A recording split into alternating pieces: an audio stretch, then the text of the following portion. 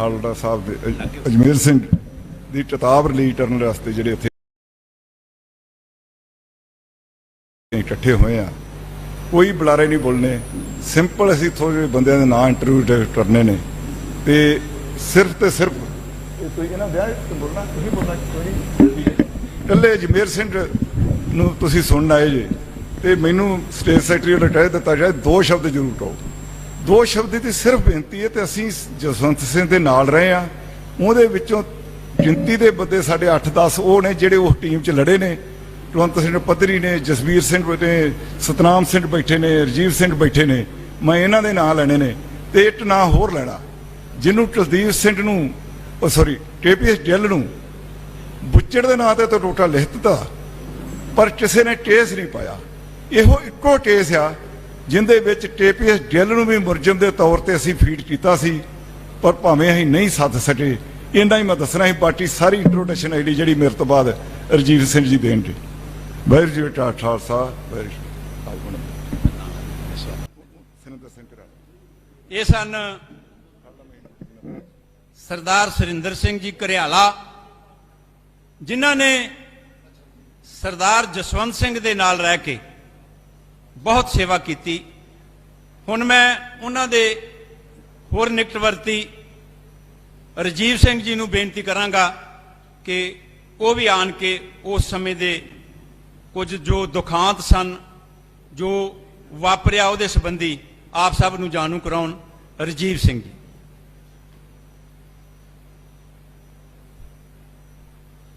ਸਾਧ ਸੰਗਤ ਜੀ, ਵਾਹਿਗੁਰੂ ਜੀ ਕਾ ਖਾਲਸਾ, ਵਾਹਿਗੁਰੂ ਜੀ ਕੀ ਫਤਿਹ। ਅੱਜ ਸਾਡੇ ਸਨਮੁਖ ਇੱਕ ਇਹੋ ਜਿਹੀ ਇਨਕਲਾਬੀ ਸ਼ਖਸੀਅਤ ਆ ਜਿਹਨੇ 2 ਇਨਕਲਾਬੀ ਘੋਲਾਂ ਦੇ ਵਿੱਚੋਂ ਦੀ ਲੰਘ ਕੇ ਅੱਜ ਬਜ਼ੁਰਗ ਹੁੰਦਿਆਂ ਵੀ ਇੱਕ ਬੜੀ ਵੱਡੀ ਲੜਾਈ ਲੜ ਰਹੇ ਆ। ਮੈਂ ਉਹਨਾਂ ਦੀ ਇੰਟਰੋਡਕਸ਼ਨ ਲਈ ਇੱਕ ਛੋਟੀ ਜੀ ਗੱਲ ਤੁਹਾਨੂੰ ਦੱਸਣ ਲੱਗਾ ਵਾਂ ਕਿ ਅੱਜ ਤੁਸੀਂ ਸਾਰੇ ਇੰਟਰਨੈਸ਼ਨਲ ਅਖਬਾਰਾਂ ਦੇ ਵਿੱਚ ਵੇਖ ਰਹੇ ਜੇ ਕਿ ਅਮਰੀਕਾ ਨੇ ਡਿਕਲਾਈਨ, ਅਮਰੀਕਾ ਥੱਲੇ ਜਾ ਰਿਹਾ। ਅਮਰੀਕਾ ਦੇ ਆਖੇ ਨਾ ਇਜ਼ਰਾਈਲ ਲੱਗਦਾ, ਨਾ ਫਲਸਤੀਨ ਲੱਗਦਾ, ਨਾ ਰੂਸ ਲੱਗਦਾ, ਨਾ ਪਾਕਿਸਤਾਨ ਲੱਗਦਾ। ਪਰ ਅੱਜ ਤੋਂ ਕਰੀਬ 40-45 ਸਾਲ ਪਹਿਲਾਂ 1982-83 ਦੇ ਵਿੱਚ ਇੱਕ ਰੇਮੰਡ ਲੋਟਾ ਦੀ ਕਿਤਾਬ ਸੀ ਫਰੈਂਕ ਸ਼ੈਨਨ ਦੇ ਨਾਲ, ਸ਼ਿਕਾਗੋ ਤੋਂ ਛਪੀ, ਅਮਰੀਕਾ ਇਨ ਡਿਕਲਾਈਨ। ਉਹ ਕਿਤਾਬ ਨੂੰ ਹਿੰਦੁਸਤਾਨੀ ਸਬ ਕੰਟੀਨੈਂਟ ਦੇ ਵਿੱਚ ਇੰਟਰੋਡਿਊਸ ਕਰਾਉਣ ਵਾਲੇ ਉਹ ਸਰਦਾਰ ਅਜਮੇਰ ਸਿੰਘ ਜੀ ਸੀ ਤੇ ਇਹਨਾਂ ਨੇ ਉਹ ਕਿਤਾਬ ਨੂੰ ਅਮਰੀਕਾ ਤੋਂ ਇੰਪੋਰਟ ਕੀਤਾ ਤੇ ਲੋਕਾਂ ਦੇ ਵਿੱਚ ਵੰਡਿਆ, ਪ੍ਰਚਾਰਿਆ। ਪਰੰਤੂ ਇਹਦੇ ਨਾਲ ਹੀ ਇੱਕ ਦੂਸਰਾ ਪਹਿਲੂ ਆ, ਉਹ ਐਨਾਲਿਸਿਸ ਜਿਹੜੇ 40-40 ਸਾਲ ਬਾਅਦ ਸਹੀ ਹੋ ਰਹੇ ਆ ਤੇ ਸਰਦਾਰ ਅਜਮੇਰ ਸਿੰਘ ਹੋਣਾ ਨੇ ਉਹ ਇੰਟਰੋਡਿਊਸ ਕੀਤੇ। ਇਸ ਤੋਂ ਇਲਾਵਾ ਜਿਹੜੀ ਇਹਨਾਂ ਨੇ ਆਪਣੇ ਸਵੈ ਜੀਵਨੀ ਲਿਖੀ ਆ, ਉਹਦੇ 'ਚ ਜਿਹੜੀ ਪਹਿਲੀ ਲਹਿਰ ਨਕਸਲੀ ਲਹਿਰ ਦਾ ਹਾਲ ਤੇ ਦੂਸਰੀ ਖਾੜਕੂ ਲਹਿਰ ਬਾਬਾ ਸੰਤ ਬਾਬਾ ਜਰਨੈਲ ਸਿੰਘ ਜੀ ਖਾਲਸਾ ਭਿੰਡਰਾਂਵਾਲਾ ਦੀ ਅਗਵਾਈ 'ਚ ਜਿਹੜੀ ਲੜੀ ਗਈ ਇਸ ਧਰਤੀ ਤੇ, ਉਹਨਾਂ ਦੋਵਾਂ ਦੇ ਵੇਰਵੇ ਬਹੁਤ ਨਿਰਪੱਖ ਢੰਗ ਨਾਲ ਇਤਿਹਾਸਕ ਦ੍ਰਿਸ਼ਟੀਕੋਣ ਤੋਂ ਦਿੱਤੇ ਆ। ਤੇ ਮੈਂ ਉਹਨਾਂ ਦੇ ਪ੍ਰਭਾਵ ਬਾਰੇ ਵੀ ਇੱਕ ਗੱਲ ਕਰਨ ਲੱਗਾ ਵੀ ਸਰਦਾਰ ਅਜਮੇਰ ਸਿੰਘ ਹੋਣਾ ਦੀ ਅਗਵਾਈ ਦੇ ਵਿੱਚ ਜਿਹੜੇ ਬੰਦੇ ਕੰਮ ਕਰਦੇ ਰਹੇ ਆ, ਉਹਨਾਂ ਦੇ ਵਿੱਚੋਂ ਅੱਜ ਪਟਿਆਲਾ ਦੇ ਜਿਹੜੇ MP ਆ ਕਾਂਗਰਸ ਪਾਰਟੀ ਵੱਲੋਂ, ਡਾਕਟਰ ਧਰਮਵੀਰ ਗਾਂਧੀ, ਉਹ ਸਟੀਲ ਐਂਡ ਮੋਲਡਰ ਵਰਕਰ ਯੂਨੀਅਨ ਚਲਾਉਂਦੇ ਰਹੇ ਆ। ਇਹਨਾਂ ਦੀ ਰਹਿਨੁਮਾਈ ਹੇਠ ਲੁਧਿਆਣੇ ਦੇ ਵਿੱਚ ਜਿਹੜੀ ਸਭ ਤੋਂ ਵੱਡੀ ਯੂਨੀਅਨ ਸੀ, ਡਾਕਟਰੀ ਦੇ ਪੇਸ਼ੇ ਨੂੰ ਛੱਡ ਕੇ ਟ੍ਰੇਡ ਯੂਨੀਅਨ ਚਲਾਉਣੀ, ਮਜ਼ਦੂਰਾਂ ਨੂੰ ਸੰਗਠਿਤ ਕਰਨਾ। ਪੰਜਾਬ ਸਟੂਡੈਂਟ ਯੂਨੀਅਨ ਇੱਕ ਧਾਕਾ ਪੰਜਾਬ ਦੇ ਸਿਆਸੀ ਪਿੰਡ ਦੇ ਵਿੱਚ ਰਹੀ ਆ ਪੂਰੀ 1970 ਤੋਂ ਲੈ ਕੇ 82-83 ਤੱਕ। ਉਹਦੀ ਅਗਵਾਈ ਵੀ ਸਰਦਾਰ ਜੀ ਗੁਪਤ ਰਹਿ ਕੇ ਕਰਦੇ ਰਹੇ। ਨੌਜਵਾਨ ਭਾਰਤ ਸਭਾ ਨੂੰ ਇੰਟਰੋਡਿਊਸ ਪੰਜਾਬ ਦੇ ਵਿੱਚ ਕੀਤਾ। ਅੱਜ ਇਹਨੂੰ ਤੁਹਾਨੂੰ ਭਗਵੰਤ ਮਾਨ ਦੇ ਮਗਰ ਚੀਫ ਮਿਨਿਸਟਰ ਹਾਊਸ ਦੇ ਵਿੱਚ 2 ਫੋਟੋਆਂ ਦਿਖਦੀਆਂ। ਉੱਥੇ ਪਹਿਲਾਂ ਮਹਾਤਮਾ ਗਾਂਧੀ ਤੇ ਜਵਾਹਰ ਲਾਲ ਨਹਿਰੂ ਦੀਆਂ ਫੋਟੋਆਂ ਦਿਖਦੀਆਂ ਹੁੰਦੀਆਂ ਸੀ, ਲੇਕਿਨ ਅੱਜ ਸ਼ਹੀਦ ਭਗਤ ਸਿੰਘ ਤੇ ਅੰਬੇਦਕਰ ਦੀ ਫੋਟੋ ਦਿਖਦੀ ਆ। ਇਹ 2 ਫੋਟੋਆਂ ਤਾਂ ਇੰਟਰੋਡਿਊਸ ਹੋਈਆਂ ਕਿ ਸਰਦਾਰ ਸਾਹਿਬ ਨੇ ਜਨਤਕ ਪੈਗਾਮ ਨਾਂ ਦੇ ਰਸਾਲੇ ਦੇ ਵਿੱਚ ਅੰਬੇਦਕਰਵਾਦ ਦੀ ਮਜ਼ਾਹਤ ਕੀਤੀ। ਡਾਕਟਰ ਅੰਬੇਦਕਰ ਨੂੰ ਪੰਜਾਬ ਦੇ ਵਿੱਚ ਸਿਆਸੀ ਪਿੜ 'ਚ ਇੰਟਰੋਡਿਊਸ ਕੀਤਾ। ਉਸ ਤੋਂ ਪਹਿਲਾਂ ਸ਼ਹੀਦ ਭਗਤ ਸਿੰਘ ਨੂੰ, ਜਿਹੜਾ ਅੱਜ ਇੰਟਰਨੈਸ਼ਨਲ ਲੈਵਲ ਤੇ ਲੈਫਟ ਦਾ ਆਈਕਨ ਆ, ਉਹ ਇਹਨਾਂ ਦੀ ਲਹਿਰ ਦੇ ਕਾਰਨ ਇੰਡੀਆ ਲੈਵਲ ਦੇ ਉੱਤੇ ਐਸਟੈਬਲਿਸ਼ ਹੋਇਆ।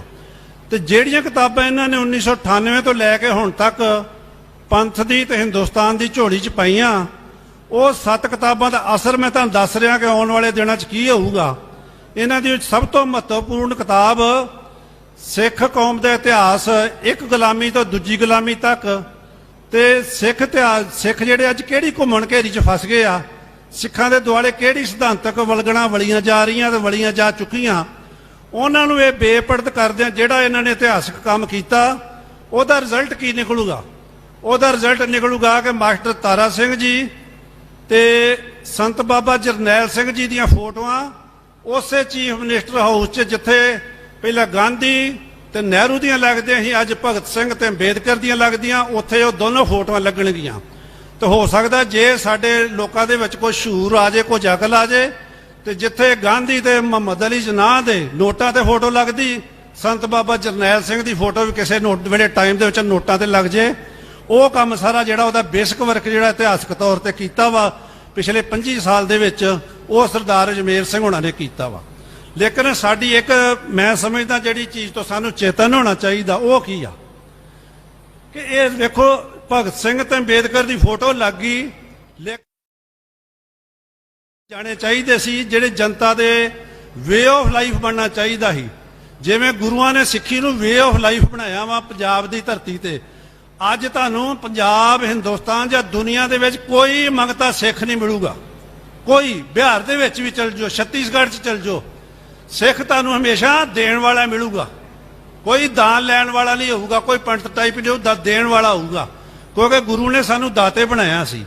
ਤੇ ਇਸ ਫਲਸਫੇ ਨੂੰ ਜੇ ਲੋਕਾਂ ਦੇ ਵਿੱਚ ਅੱਜ ਕੋਈ ਲੜ ਘੋਲ ਕੇ ਲਿਜਾ ਰਿਹਾ ਵਾ, ਉਹ ਭਾਈ ਅਜਮੇਰ ਸਿੰਘ ਜਾਂ ਤੇ ਭਾਈ ਅਜਮੇਰ ਸਿੰਘ ਜੀ ਹੋਣਾ ਦੇ ਜਿਹੜੇ ਇਹ ਪੂਰਨੇ ਪਾਏ ਆ, ਇਹ ਅੱਜ ਅਸੀਂ ਵਾਹਿਗੁਰੂ ਤੋਂ ਅਰਦਾਸ ਕਰੀਏ ਕਿ ਇਹਨਾਂ ਦੀ ਉਮਰ 100 ਸਾਲ 105 ਸਾਲ ਹੋਵੇ ਤੇ 10 12 14 ਕਿਤਾਬਾਂ ਹੋਰ ਪੰਥ ਦੀ ਝੋਲੀ 'ਚ ਪਾ ਕੇ ਜਾਣ। ਤੇ ਬਾਕੀ ਹੋ ਸਕਦਾ ਵਾਹਿਗੁਰੂ ਸਾਨੂੰ ਇੰਨੀ ਕੁ ਮੱਤ ਬਖਸ਼ ਦੇ ਤੇ ਉਸ ਦੌਰ ਦੇ ਵਿੱਚ ਅਸੀਂ ਸੰਤ ਬਾਬਾ ਜਰਨੈਲ ਸਿੰਘ ਦੀ ਫੋਟੋ ਨੋਟਾਂ ਦੇ ਉੱਤੇ ਵੀ ਕਿਤੇ ਵੇਖ ਲਈਏ, ਭਾਵੇਂ ਉਹ ਨੋਟ ਕਿਸੇ ਮੁਲਕ ਦੇ ਹੋਣ। ਇਸ ਕਰਕੇ ਮੈਂ ਸਮਝਦਾ ਭਾਈ ਅਜਮੇਰ ਸਿੰਘ ਜੀ, ਹੁਣ ਮੇਰੇ ਤੋਂ ਬਾਅਦ ਭਾਈ ਅਜੇਪਾਲ ਸਿੰਘ ਜੀ ਬਰਾੜ ਸਤਲੁਜ ਮਿਸਲ ਵਾਲੇ ਤੁਹਾਨੂੰ ਸੰਬੋਧਨ ਕਰਨਗੇ। ਵਾਹਿਗੁਰੂ ਜੀ ਕਾ ਖਾਲਸਾ, ਵਾਹਿਗੁਰੂ ਜੀ ਕੀ ਫਤਿਹ।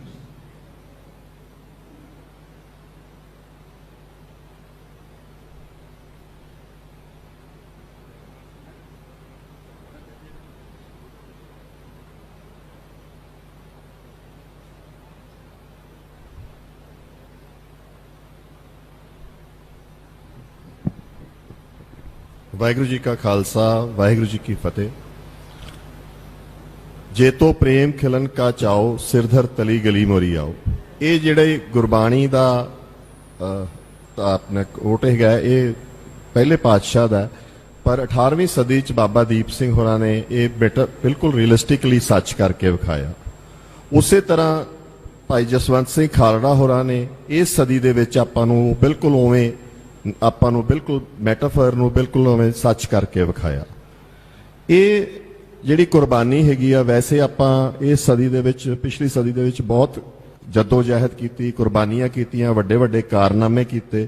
ਉਹ ਸਾਰਿਆਂ ਵਿੱਚੋਂ ਕਰਨ ਵਾਲਿਆਂ ਚੋਂ ਆਪਣੇ ਵਿੱਚ ਵੀ ਕਈ ਬੈਠੇ ਹੈਗੇ ਆ ਤੇ ਬਹੁਤ ਸ਼ਹਾਦਤਾਂ ਵੀ ਹੋ ਗਈਆਂ। ਹਰ ਇੱਕ ਸ਼ਹਾਦਤ ਇੱਕ ਅਦੁੱਤਵ ਸ਼ਹਾਦਤ ਹੁੰਦੀ ਆ, ਉਹਦਾ ਕੋਈ ਪੈਰਲਲ ਨਹੀਂ ਹੁੰਦਾ। ਵੈਸੇ ਹਰ ਸ਼ਹਾਦਤ, ਚਾਹੇ ਉਹ ਗਿਣੀ ਗਈ ਆ ਚਾਹੇ ਉਹ ਅਣਗੌਲੀ ਗਈ ਆ, ਉਹ ਆਪਦੇ ਆਪ 'ਚ ਇੱਕ ਅਨਪੈਰਲਲਡ ਹੁੰਦੀ ਆ, ਉਹਦੇ ਵਰਗੀ ਦੂਜੀ ਨਹੀਂ ਹੁੰਦੀ। ਪਰ ਕੁਝ ਕਾਰਨਾਮੇ, ਕੁਝ ਸ਼ਹਾਦਤਾਂ ਐਸੀਆਂ ਹੁੰਦੀਆਂ ਜਿਹੜੀਆਂ ਬਹੁਤ ਵੱਡਾ ਇੰਪੈਕਟ ਪਾ ਜਾਂਦੀਆਂ ਸੋਸਾਇਟੀ ਤੇ, ਜਿਹਦਾ ਇੰਪੈਕਟ ਦੂਰ ਦੂਰ ਤੱਕ ਜਾਂਦਾ। ਉਹ ਐਸੀ ਹੀ ਇੱਕ ਸ਼ਹਾਦਤ ਸਰਦਾਰ ਜਸਵੰਤ ਸਿੰਘ ਖਾਲੜਾ ਦੀ ਸੀਗੀ, ਜਿਸ ਸ਼ਹਾਦਤ ਨੇ ਸਿੱਖਾਂ ਦਾ ਦਰਦ, ਸਿੱਖਾਂ ਨਾਲ ਹੋ ਰਿਹਾ ਧੱਕਾ, ਜੋ ਟਰੌਮਾ ਸਾਡੀ ਕੌਮ ਸਹਿ ਰਹੀ ਆ, ਜੋ ਜਬਰ ਜ਼ੁਲਮ ਸਾਡੀ ਕੌਮ ਸਹਿ ਰਹੀ ਆ, ਉਹਨੂੰ ਪੱਛਮ ਤੱਕ ਪਹੁੰਚਾਇਆ, ਉਹਨੂੰ ਅੰਕੜਿਆਂ ਦੇ ਵਿੱਚ ਲਿਆ ਕੇ ਉਹਨਾਂ ਦੇ ਅੱਗੇ ਉਸੇ ਰੂਪ 'ਚ ਪੇਸ਼ ਕੀਤਾ ਜਿਸ ਰੂਪ 'ਚ ਉਹ ਸਮਝਦੇ ਆ। UNO 'ਚ ਗੱਲ ਹੋਈ, ਵੱਖ-ਵੱਖ ਦੁਨੀਆ ਦੀਆਂ ਪਾਰਲੀਮੈਂਟਾਂ 'ਚ ਗੱਲ ਹੋਈ, UNESCO 'ਚ ਗੱਲ ਹੋਈ, ਤੇ ਹਿਊਮਨ ਰਾਈਟਸ ਆਰਗੇਨਾਈਜੇਸ਼ਨ ਜ਼ਗਰਬ ਤੋਂ ਲੈ ਕੇ ਹਰ ਜਗ੍ਹਾ ਗੱਲ ਹੋਈ। ਤੇ ਇਹ ਉਸ ਮਹਾਨ ਸ਼ਖਸੀਅਤ ਦੀ ਦੇਣ ਸੀ ਕਿ ਜਿਹੜੇ ਬਾਹਰੋਂ ਆ ਕੇ ਵਾਪਸ ਵੀ ਇਹ ਸ਼ਹਾਦਤ ਦੇਣ ਆਏ। ਅੱਜ ਇਹ ਹੋਰ ਵੀ ਇੰਪੋਰਟੈਂਟ ਹੋ ਜਾਂਦਾ ਕਿ ਜਦੋਂ ਉਦੋਂ ਬਾਅਦ ਪੰਥਕ ਸਰਕਾਰ ਆਈ, ਜਿਹਨੂੰ ਇਹ ਕਰਨਾ ਬਣਦਾ ਸੀ ਕਿ ਉਹਨਾਂ ਅੰਕੜਿਆਂ ਤੇ ਜਾਂ ਉਹਨਾਂ ਰਿਪੋਰਟਾਂ ਤੇ ਕੰਮ ਕਰਦੀ, ਉਹ ਨਾ ਕਰਕੇ ਉਲਟਾ ਹੋਰ ਪਾਸੇ ਤੁਰ ਪਈ।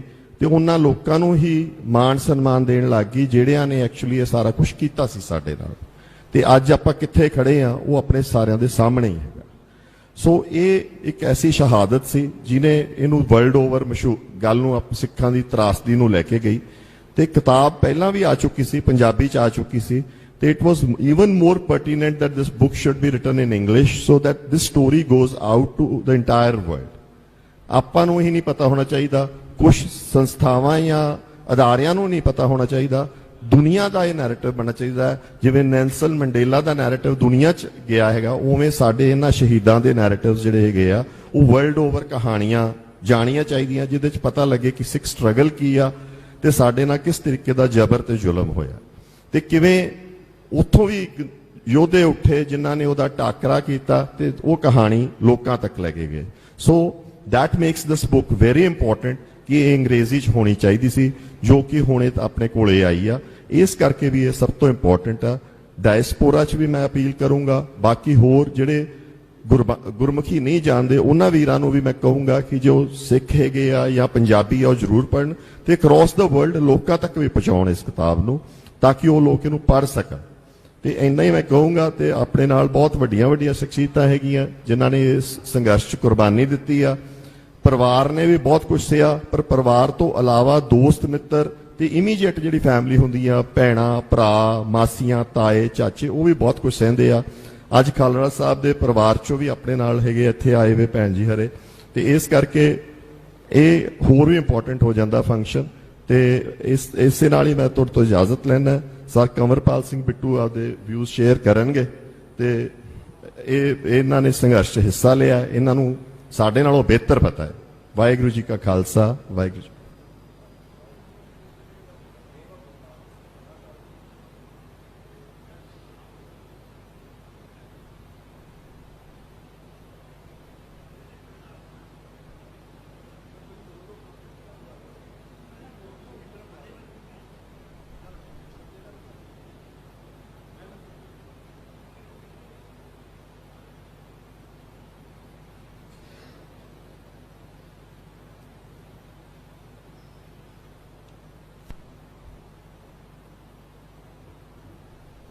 ਸ਼ਹੀਦ ਭਾਈ ਜਸਵੰਤ ਸਿੰਘ ਖਾਲੜਾ ਦੇ ਜੀਵਨ ਉੱਤੇ, ਉਹਨਾਂ ਦੀ ਕੰਟਰੀਬਿਊਸ਼ਨ, ਉਹਨਾਂ ਦੀ ਸ਼ਹਾਦਤ, ਉਹਨਾਂ ਦੀ ਸੋਚ ਉੱਤੇ ਆਧਾਰਿਤ ਜੋ ਕਿਤਾਬ ਸਰਦਾਰ ਅਜਮੇਰ ਸਿੰਘ ਨੇ ਲਿਖੀ ਹੈ, ਅੱਜ ਉਸ ਦਾ ਅੰਗਰੇਜ਼ੀ ਅਨੁਵਾਦ ਰਿਲੀਜ਼ ਹੋਣ ਜਾ ਰਿਹਾ। ਤੁਸੀਂ ਸਾਰੇ ਇਸ ਰਿਲੀਜ਼ ਸਮਾਰੋਹ ਦੇ ਵਿੱਚ ਸ਼ਿਰਕਤ ਕਰਨ ਲਈ ਆਏ ਹੋ। ਸਾਰਿਆਂ ਨੂੰ ਗੁਰੂ ਫਤਿਹ ਪ੍ਰਵਾਨ ਹੋਵੇ। ਵਾਹਿਗੁਰੂ ਜੀ ਕਾ ਖਾਲਸਾ, ਵਾਹਿਗੁਰੂ ਜੀ ਕੀ ਫਤਿਹ। ਭਾਈ ਜਸਵੰਤ ਸਿੰਘ ਖਾਲੜਾ ਦਾ ਨਾਮ ਕੇਵਲ ਪੰਜਾਬ ਹਿੰਦੁਸਤਾਨ ਦੇ ਵਿੱਚ ਹੀ ਨਹੀਂ, ਦੁਨੀਆ ਦੇ ਵਿੱਚ ਵੀ ਜਾਣਿਆ ਮਾਣਿਆ ਹੈ। ਬਹੁਤ ਕੁਝ ਲਿਖਿਆ, ਸੁਣਿਆ, ਪੜ੍ਹਿਆ ਜਾ ਚੁੱਕਿਆ ਹੈ। ਉਹਨਾਂ ਬਾਰੇ ਜਿਹੜਾ ਇੱਕ ਕਾਮਨ ਫਰੇਜ਼ ਯੂਜ਼ ਹੁੰਦਾ ਹੈ ਉਹ ਹੈ ਕਿ ਹੀ ਵਾਸ ਦੀ ਵੌਇਸ ਆਫ ਦੀ ਵੌਇਸਲੈਸ। ਉਹ ਉਹਨਾਂ ਲੋਕਾਂ ਦੀ ਆਵਾਜ਼ ਸੀ ਜਿਹੜੇ ਬੇਜ਼ੁਬਾਨ ਕਰ ਦਿੱਤੇ ਗਏ। ਔਰ ਇਹ ਬਹੁਤ ਵੱਡੀ ਗੱਲ ਹੁੰਦੀ ਹੈ, ਤੁਸੀਂ ਬੇਜ਼ੁਬਾਨਾਂ ਦੀ ਆਵਾਜ਼ ਬਣੋ। ਜਿਹੜੇ ਲੋਕ ਹਿੰਦੁਸਤਾਨ ਦੇ ਦਹਿਸ਼ਤ ਦੇ, ਸਟੇਟ ਦੇ ਟੈਰਰਿਜ਼ਮ ਦੇ ਸ਼ਿਕਾਰ ਸੀਗੇ, ਜਿਨ੍ਹਾਂ ਨੂੰ ਕਾਨੂੰਨ ਤੇ ਸੰਵਿਧਾਨ ਨੂੰ ਛਿੱਕੇ ਟੰਗ ਕੇ ਹਰ ਦਹਿਸ਼ਤੀ ਤਰੀਕੇ ਦੇ ਨਾਲ ਮਾਰ ਮੁਕਾਇਆ ਗਿਆ, ਉਹਨਾਂ ਦੀ ਆਵਾਜ਼ ਉਹਨਾਂ ਨੇ ਇਸ ਸਿਵਲ ਸੁਸਾਇਟੀ ਤੇ ਇੰਟਰਨੈਸ਼ਨਲ ਕਮਿਊਨਿਟੀ ਦੇ ਅੱਗੇ ਰੱਖੀ।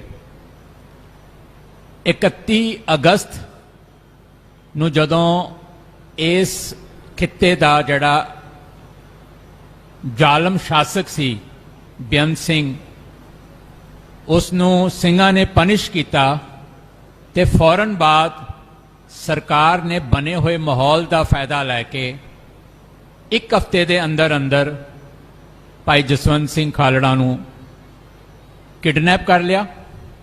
ਕਿਡਨੈਪ ਕਰਨ ਤੋਂ ਬਾਅਦ ਜਿਸ ਢੰਗ ਦੇ ਨਾਲ ਉਹਨਾਂ ਤੇ ਤਸ਼ੱਦਦ ਕੀਤਾ ਗਿਆ ਔਰ ਉਹਨਾਂ ਨੂੰ ਸ਼ਹੀਦ ਕੀਤਾ ਗਿਆ, ਉਹ ਸਾਰੇ ਤੱਥ ਡਾਕੂਮੈਂਟਡ ਨੇ, ਪਬਲਿਕ ਦੇ ਵਿੱਚ ਨੇ, ਔਰ ਜਿਨ੍ਹਾਂ ਨੇ ਇਹ ਸਾਰਾ ਕਾਰਾ ਕੀਤਾ ਉਹ ਇਸ ਵੇਲੇ ਸਜ਼ਾ ਭੁਗਤ ਰਹੇ ਨੇ।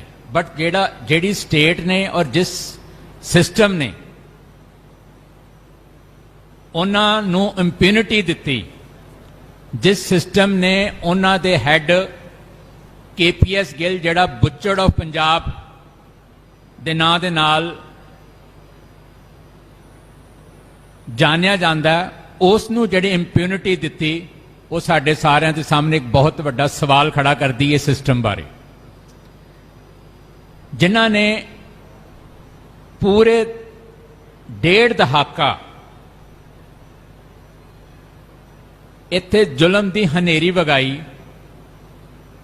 ਉਹ ਇੰਡੀਅਨ ਸਿਸਟਮ ਦੀ ਇੰਪਿਊਨਿਟੀ ਦੇ ਵਿੱਚੋਂ ਬਚ ਨਿਕਲੇ। ਔਰ ਇਹ ਸੱਚ, ਇਹ ਤੱਥ ਦੱਸਣ ਲਈ ਬਹੁਤ ਜ਼ਰੂਰੀ ਹੋ ਗਿਆ ਕਿ ਭਾਈ ਜਸਵੰਤ ਸਿੰਘ ਖਾਲੜਾ ਦੇ ਜੀਵਨ ਨੂੰ ਆਧਾਰਿਤ ਬਣਾ ਕੇ ਕਿਤਾਬਾਂ ਵੀ ਲਿਖੀਆਂ ਜਾਣ ਤੇ ਫਿਲਮਸ ਵੀ ਬਣਨ। ਫਿਲਮ ਬਣੀ, ਬਟ ਇੰਡੀਅਨ ਗਵਰਨਮੈਂਟ ਨੂੰ ਆਪਣਾ ਜਿਹੜਾ ਜ਼ੁਲਮ ਦਾ ਡਰ ਸੀ ਉਹ ਸਤਾਰਿਆ ਸੀ ਤੇ ਉਹਨਾਂ ਨੇ ਉਹਦੇ ਤੇ ਕਿਸੇ ਵੀ ਤਰੀਕੇ ਦੇ ਨਾਲ ਬਹੁਤ ਹੱਥਕੰਡੇ ਵਰਤ ਕੇ ਉਹ ਫਿਲਮ ਨੂੰ ਇੰਡੀਆ ਦੇ ਵਿੱਚ ਰਿਲੀਜ਼ ਹੋਣ ਤੋਂ ਰੋਕ ਲਿਆ। ਬਟ ਸਰਦਾਰ ਅਜਮੇਰ ਸਿੰਘ ਨੇ ਮਿਹਨਤ ਕੀਤੀ, ਕੋਸ਼ਿਸ਼ ਕੀਤੀ, ਉਪਰਾਲਾ ਕੀਤਾ ਕਿ ਭਾਈ ਜਸਵੰਤ ਸਿੰਘ ਖਾਲੜਾ ਦੇ ਨਾਲ ਜੁੜੀਆਂ तमाम ਉਸ 1.5-2 ਦਹਾਕੇ ਦੀਆਂ ਘਟਨਾਵਾਂ ਨੂੰ ਪਬਲਿਕ ਦੇ ਸਾਹਮਣੇ ਰੱਖਿਆ ਜਾਵੇ, ਭਾਈ ਜਸਵੰਤ ਸਿੰਘ ਖਾਲੜੇ ਦੇ ਜੀਵਨ ਨੂੰ ਲੋਕਾਂ ਦੇ ਸਾਹਮਣੇ ਰੱਖਿਆ ਜਾਵੇ, ਤਾਂ ਕਿ ਜਿਹੜੇ ਹੋਰ ਵੀ ਉਸੇ ਤਰ੍ਹਾਂ ਉਸੇ ਫੀਲਡ ਦੇ ਵਿੱਚ, ਹਿਊਮਨ ਰਾਈਟਸ ਦੇ ਫੀਲਡ ਦੇ ਵਿੱਚ ਡਿਫੈਂਡਰਸ ਬਣ ਕੇ ਕੰਮ ਕਰ ਰਹੇ ਨੇ, ਉਹਨਾਂ ਨੂੰ ਹੌਸਲਾ ਹੋਵੇ, ਉਹਨਾਂ ਨੂੰ ਪਤਾ ਲੱਗੇ ਕਿ ਕਿਸ ਤਰੀਕੇ ਦੇ ਨਾਲ ਜਸਵੰਤ ਸਿੰਘ ਖਾਲੜਾ ਨੇ ਇੱਕ ਘਾਲਣਾ ਘਾਲੀ, ਔਰ ਜਿਸ ਤਰੀਕੇ ਦੇ ਨਾਲ ਉਹਨੇ ਇੰਡੀਆ ਦੀ ਜਿਹੜੀ ਟਾਇਰਨੀ ਸੀ, ਜਿਹੜਾ ਉਹਦਾ ਜ਼ੁਲਮ ਸੀ, ਜਿਸ ਤਰੀਕੇ ਦੇ ਨਾਲ ਜਸਵੰਤ ਸਿੰਘ ਖਾਲੜਾ ਨੇ ਉਹਨੂੰ ਦੁਨੀਆ ਦੇ ਸਾਹਮਣੇ ਨੰਗਾ ਕੀਤਾ, ਉਸ ਬਾਰੇ ਆਪਣੀ ਪਬਲਿਕ ਨੂੰ ਤੇ ਦੁਨੀਆ ਨੂੰ ਦੱਸਣਾ ਬਹੁਤ ਜ਼ਰੂਰੀ ਸੀ। ਔਰ ਇਹ ਉਪਰਾਲਾ ਸਰਦਾਰ ਅਜਮੇਰ ਸਿੰਘ ਨੇ ਕੀਤਾ। ਇਹ ਵਡਿਆਈ ਉਹਨਾਂ ਦੀ ਝੋਲੀ 'ਚ ਜਾਂਦੀ ਹੈ ਕਿ ਉਹਨਾਂ ਨੇ ਕੁਝ ਅਜਿਹਾ, ਕੁਝ ਨਿਵੇਕਲਾ, ਕੁਝ ਵੱਖਰਾ ਕਰਕੇ ਇੱਕ ਐਸੇ ਵਿਅਕਤੀ ਦੇ ਜੀਵਨ ਨੂੰ ਤੁਹਾਡੇ ਸਾਰਿਆਂ ਦੇ ਸਾਹਮਣੇ ਰੱਖਿਆ, ਜਿਹਦੇ ਬਾਰੇ ਦੱਸਣਾ ਵੀ ਜ਼ਰੂਰੀ ਸੀ ਤੇ ਜਿਹਦੇ ਤੋਂ ਆਉਣ ਵਾਲੀ ਪੀੜ੍ਹੀਆਂ ਨੇ ਸੇਧ ਲੈਣੀ ਵੀ ਉਹਨਾਂ ਦੇ ਲਈ ਜ਼ਰੂਰੀ ਹੈ। ਸੋ ਮੈਂ ਵਧਾਈ ਦਿੰਦਾ ਸਰਦਾਰ ਅਜਮੇਰ ਸਿੰਘ ਹੁਣਾਂ ਨੂੰ ਕਿ ਉਹਨਾਂ ਨੇ ਉਪਰਾਲਾ ਕਰਕੇ ਇੱਕ ਕਮੀ ਜਿਹੜੀ ਸੀ ਉਹ ਪੂਰੀ ਕੀਤੀ। ਵਾਹਿਗੁਰੂ ਜੀ ਕਾ ਖਾਲਸਾ, ਵਾਹਿਗੁਰੂ ਜੀ ਕੀ ਫਤਿਹ। ਮੈਨੂੰ ਅਜਮੇਰ ਸਿੰਘ ਜੀ ਨੇ ਕਿਹਾ ਤੇ ਠੀਕ ਆ, ਪਹਿਲਾਂ ਕਿਹਾ ਸਟੇਜ ਬੰਦ ਕਰਕੇ ਟੱਲੇ ਹੀ ਆਪਸ ਇਹ ਬੋਲਣਗੇ। ਉਹਨਾਂ ਕਿਹਾ ਨਹੀਂ, ਬਲਵਿੰਦਰ ਸਿੰਘ ਝਬਾਲ ਵੀ ਨਾਲ ਰਹੇ ਨੇ ਤੇ ਉਹ ਕੁਝ ਦੱਸ ਸਕਦੇ ਨੇ, ਉਹਨਾਂ ਦੇ ਵਿਚਾਰ ਵੀ ਸੁਣੇ ਜਾਣੇ, ਇਹਨਾਂ ਮੈਂ ਕਹੂੰਗਾ। ਤੇ ਬਲਵਿੰਦਰ ਸਿੰਘ ਝਬਾਲ ਜੀ ਆਉਣ, ਆਓ ਫਤਿਹ ਬੜਾਓ। ਵਾਹਿਗੁਰੂ ਜੀ ਖਾਲਸਾ।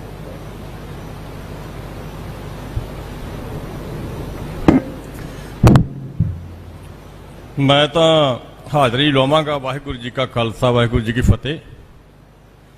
ਬੋਲਣ ਲਈ ਤਾਂ ਬਹੁਤ ਕੁਛ ਹੈ, ਭਾਵੇਂ ਸਾਰਾ ਦਿਨ ਬੋਲਦੇ ਰਹੀਏ। ਸਰਦਾਰ ਜਸਵੰਤ ਸਿੰਘ ਖਾਲੜਾ ਦੇ ਨਾਨਕੇ ਮੇਰੇ ਪਿੰਡ ਸੀ ਤੇ 1968 ਤੋਂ, ਉਦੋਂ ਮਸਾਂ ਹੀ ਕੋਈ ਆਪਣਾ 18-19 ਸਾਲ ਦੇ ਸੀ ਉਹ, ਜਦੋਂ ਸਾਡੇ ਆਪਣੇ ਪਿੰਡ ਬੜੇ ਵੱਡੇ ਮੇਲੇ ਬਾਬਾ ਦਇਆ ਸਿੰਘ, ਬਾਬਾ ਸੁੰਦਰ ਸਿੰਘ ਜੀ ਲਾਉਂਦੇ ਹੁੰਦੇ ਸੀ, ਉੱਥੇ ਆਣ ਕੇ ਬੋਲਦੇ ਹੁੰਦੇ ਸੀ। 18-19 ਸਾਲ ਦੇ ਸੀ ਉਦੋਂ, ਤੇ ਲੋਕ ਖਲੋ ਕੇ ਸੁਣਦੇ ਹੁੰਦੇ ਸੀ। ਉਦੋਂ ਤੋਂ ਮੈਂ ਉਹਨਾਂ ਨੂੰ ਜਾਣਦਾ। ਤੇ ਬਾਅਦ ਦੇ ਵਿੱਚ ਉਹਨਾਂ ਨੇ ਨਕਸਲਾਈਟ ਮੂਵਮੈਂਟ 'ਚ ਵੀ ਕੰਮ ਕੀਤਾ, ਕਾਮਰੇਡ ਮੂਵਮੈਂਟ ਦੇ ਵਿੱਚ ਵੀ, ਔਰ ਨੌਜਵਾਨ ਭਾਰਤ ਸਭਾਵਾਂ ਦੇ ਵਿੱਚ ਵੀ। ਉਸ ਤੋਂ ਬਾਅਦ 1987 ਦੇ ਵਿੱਚ ਮੈਨੂੰ ਯਾਦ ਆ ਕਿ ਮੈਂ ਵੀ ਸਰਵਿਸ ਕਰਦਾ ਸੀ ਪੰਜਾਬ ਪੁਲਿਸ 'ਚ।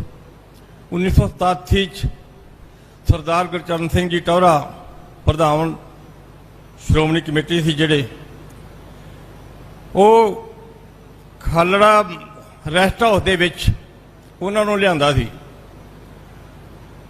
ਹੈ ਤਾਂ ਦੂਰ ਸੀ ਨਾ, ਦੂਰ ਜੋਧਪੁਰ ਸੀ, ਪਰ ਉਹਨਾਂ ਨੂੰ ਉੱਥੇ ਇਸ ਰੈਸਟ ਹਾਊਸ ਦੇ ਵਿੱਚ ਲਿਆਂਦਾ, ਖਾਲੜੇ ਨਹਿਰੀ ਰੈਸਟ ਹਾਊਸ ਆ। ਉੱਥੇ ਫਿਰ ਇਹਨਾਂ ਦੀ ਮੁਲਾਕਾਤ ਹੁੰਦੀ ਰਹੀ ਰੋਜ਼ ਰੋਜ਼ਾਨਾ। ਉੱਥੇ ਬਹੁਤ ਲੋਕ ਮਿਲ ਜਾਂਦੇ ਸੀ ਉਹਨਾਂ ਨੂੰ। ਉੱਥੋਂ ਫਿਰ ਇਹਨਾਂ ਨੂੰ ਉਹਨਾਂ ਪ੍ਰੇਰਨਾ ਦਿੱਤੀ ਸਰਦਾਰ ਗੁਰਚਰਨ ਸਿੰਘ ਟੌਹਰਾ ਨੇ ਕਿ ਤੁਸੀਂ ਸਾਡੇ ਨਾਲ ਆਓ, ਨੌਜਵਾਨ ਹੋ, ਕੰਮ ਕਰਨ ਵਾਲੇ ਆਦਮੀ ਹੋ। ਉਦੋਂ ਫਿਰ ਇਹ ਇਸ ਪਾਸੇ ਨੂੰ ਤੁਰੇ, ਫਿਰ ਮਨੁੱਖੀ ਅਧਿਕਾਰਾਂ ਦਾ ਕੰਮ ਸੰਭਿਆ।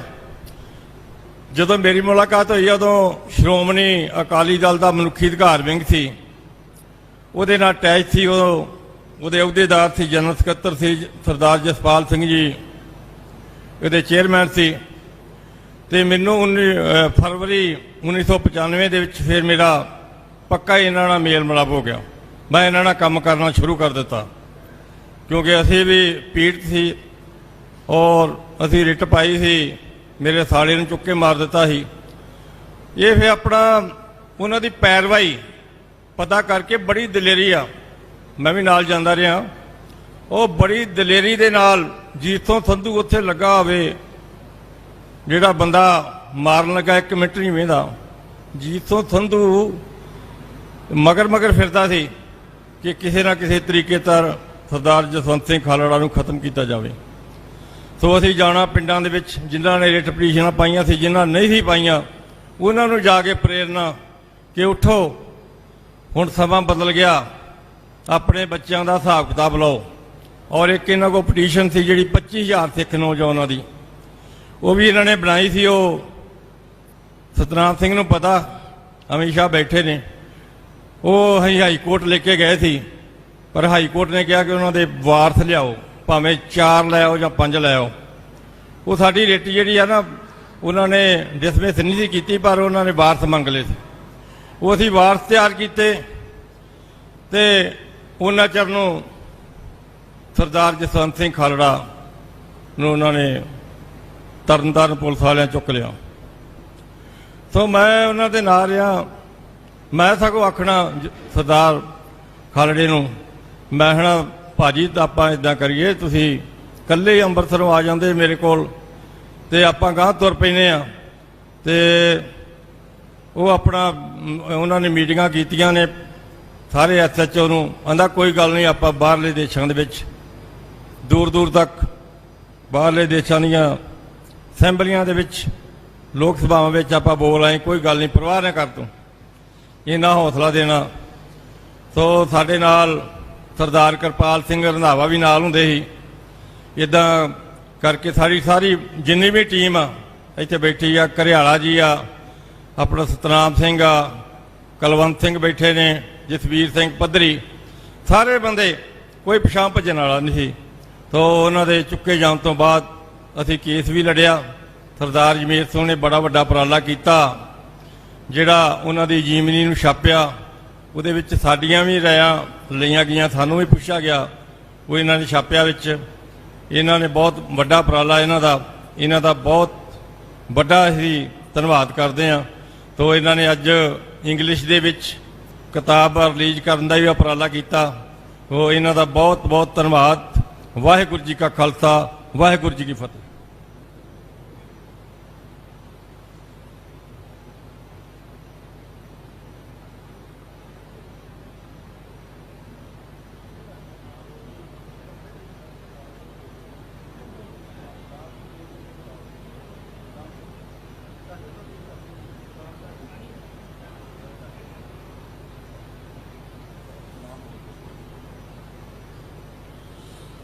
ਸਾਧ ਸੰਗਤ ਜੀ, ਅੱਜ ਪ੍ਰੋਗਰਾਮ 'ਚ ਜਿਹੜੇ ਮੁੱਖ ਸ਼ਖਸੀਅਤਾਂ ਆਈਆਂ ਨੇ, ਕੰਵਰਪਾਲ ਸਿੰਘ ਜੀ ਬਿੱਟੂ ਦਲ ਖਾਲਸਾ, ਸਰਬਜੀਤ ਸਿੰਘ ਜੀ ਘੁਮਾਣ ਫਤਿਹਨਾਮਾ, ਗੁਰਸਾਗਰ ਸਿੰਘ ਜੀ ਸਿੰਘ ਬ੍ਰਦਰਜ਼ ਅੰਮ੍ਰਿਤਸਰ, ਕੁਲਜੀਤ ਸਿੰਘ ਜੀ ਸਿੰਘ ਬ੍ਰਦਰਜ਼ ਅੰਮ੍ਰਿਤਸਰ, ਬਲਵਿੰਦਰ ਸਿੰਘ ਝਬਾਲ, ਇਕਬਾਲ ਸਿੰਘ ਤੁੰਗ, ਬੀਬੀ ਬਲਬੀਰ ਕੌਰ ਜੀ ਭੈਣ ਜੀ ਭਾਈ ਜਸਵੰਤ ਸਿੰਘ ਖਾਲੜਾ, ਬੀਬੀ ਬੇਅੰਤ ਕੌਰ ਜੀ ਭੈਣ ਜੀ ਭਾਈ ਜਸਵੰਤ ਸਿੰਘ ਜੀ ਖਾਲੜਾ, ਤੇ ਖਾਲੜਾ ਸਾਹਿਬ ਦੀ ਭਤੀਜੀ ਹੈ ਭਣੇਵੀਂ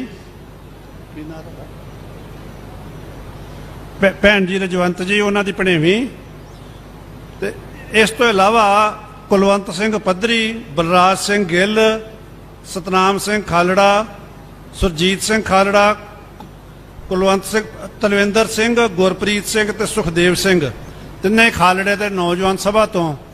ਬੀਬੀ ਲਖਵਿੰਦਰ ਕੌਰ ਜੀ ਰੰਧਾਵਾ, ਜਿਹੜੇ ਸਰਦਾਰ ਗੁਰਪਾਲ ਸਿੰਘ ਰੰਧਾਵਾ, ਜਿਹੜੇ ਪਿਛਲੇ ਮਹੀਨੇ ਦੇ ਵਿੱਚ 23 ਤਰੀਕ ਨੂੰ ਸਾਡਾ ਸਾਥ ਛੱਡ ਗਏ ਆ, ਤੇ ਜਿਨ੍ਹਾਂ ਨੇ ਪੰਜਾਬ ਪੁਲਿਸ ਦੇ ਵਿੱਚ ਸਭ ਤੋਂ ਵੱਡੀ ਰੇਟ ਇਸ ਵੇਲੇ ਚੱਲ ਰਹੀ Punjab and Haryana high court ਦੇ ਵਿੱਚ, ਉਹਨਾਂ ਤੇ ਝੂਠਾ ਰੇਪ ਦਾ ਕੇਸ ਪਾਇਆ ਗਿਆ ਸੀ ਵੀ ਤੁਸੀਂ ਖਾਲੜਾ ਕੇਸ ਦੇ ਵਿੱਚ ਗਵਾਹੀ ਨਾ ਦਿਓ। ਇਹ ਨਾ ਕਹੋ ਕਿ ਮੇਰੇ ਘਰ ਦੇ ਸਾਹਮਣੇ ਖਾਲੜਾ ਸਾਹਿਬ ਨੂੰ ਪੁਲਿਸ ਚੁੱਕ ਕੇ ਲਈ ਜਾਂਦੀ ਸੀ, ਪਰ ਉਹਨਾਂ ਨੇ ਗਵਾਹੀ ਦਿੱਤੀ ਤੇ ਜਵਾਬੀ ਪੰਜਾਬ ਦੇ ਸਭ ਤੋਂ ਚਵਲ ਪੁਲਿਸ ਅਫਸਰ ਇੱਕ ਪਰਮਰਾਜ ਸਿੰਘ ਉਮਰਾ ਨੰਗਲ, ਆਈਜੀ ਰਜਿੰਦਰ ਸਿੰਘ, 22 ਨੇਮ ਉਹਨਾਂ ਤੇ 3 SHO ਪਟਿਆਲੇ ਦੇ, ਉਹਨਾਂ ਦੇ ਉੱਤੇ ਮੁਆਵਜ਼ੇ ਦਾ ਕੇਸ ਪਾਇਆ, ਜਿਹੜਾ ਅੱਜ ਕੱਲ੍ਹ Punjab and Haryana high court 'ਚ ਚੱਲ ਰਿਹਾ, ਤੇ ਜਿਹਦੇ ਵਿੱਚ ਸੈਸ਼ਨ ਜੱਜ ਪਟਿਆਲਾ ਨੇ 2017 ਦੇ ਵਿੱਚ 50 ਲੱਖ ਦਾ ਮੁਆਵਜ਼ਾ ਉਹਨਾਂ ਨੂੰ ਪਾਸ ਕੀਤਾ ਸੀ ਕਿ ਜਿਹੜੇ 5 ਪੁਲਿਸ ਵਾਲੇ, 2 IG ਤੇ 3 ਇੰਸਪੈਕਟਰ ਸਾਰੇ ਆਪਣੀ ਪਾਕਟ ਦੇ ਵਿੱਚੋਂ 10-10 ਲੱਖ ਰੁਪਈਆ ਦੇਣਗੇ। ਉਹ ਕੇਸ ਦੀ ਪੈਰਵਾਈ ਅੱਜ ਕੱਲ੍ਹ ਬੀਬੀ ਲਖਵਿੰਦਰ ਕੌਰ ਜੀ, ਕਿਰਪਾਲ ਸਿੰਘ ਰੰਧਾਵਾ ਦੇ ਪਤਨੀ ਜੀ ਕਰ ਰਹੇ ਆ, ਤੇ ਮੈਂ ਇਸ ਗੱਲ ਦੇ ਵਿੱਚ ਬਹੁਤ ਧੰਨਵਾਦੀ ਤੁਹਾਡਾ ਸਾਰਿਆਂ ਦਾ ਕਿ ਇਸ ਸ਼ਹੀਦਾਂ ਸਮਾਗਮ ਦੇ ਵਿੱਚ, ਇਸ ਕਿਤਾਬ ਰਿਲੀਜ਼ ਦੇ ਮੌਕੇ ਦੇ ਉੱਤੇ ਤੁਸੀਂ ਸਾਰੇ ਅੱਜ ਇੱਥੇ ਸਾਡਾ ਸਾਥ ਦਿੱਤਾ ਵਾ। ਤੇ ਹੁਣ ਮੈਂ ਸਰਦਾਰ ਅਜਮੇਰ ਸਿੰਘ ਹੋਣਾ ਨੂੰ ਤੇ ਖਾਲੜਾ ਸਾਹਿਬ ਦੀਆਂ ਭੈਣਾਂ ਨੂੰ ਤੇ ਬੀਬੀ ਲਖਵਿੰਦਰ ਕੌਰ ਜੀ ਨੂੰ ਬੇਨਤੀ ਕਰਦਾ ਕਿ ਉਹ ਅੱਜ ਕਿਤਾਬ ਦਾ ਅੰਗਰੇਜ਼ੀ ਐਡੀਸ਼ਨ ਖਾਲੜਾ ਸਾਹਿਬ ਦੀ ਦਾ ਜਾਰੀ ਕਰਨ, ਤੇ ਇਸ ਤੋਂ ਬਾਅਦ ਪ੍ਰੋਗਰਾਮ ਚੱਲਦਾ ਰਹੂਗਾ।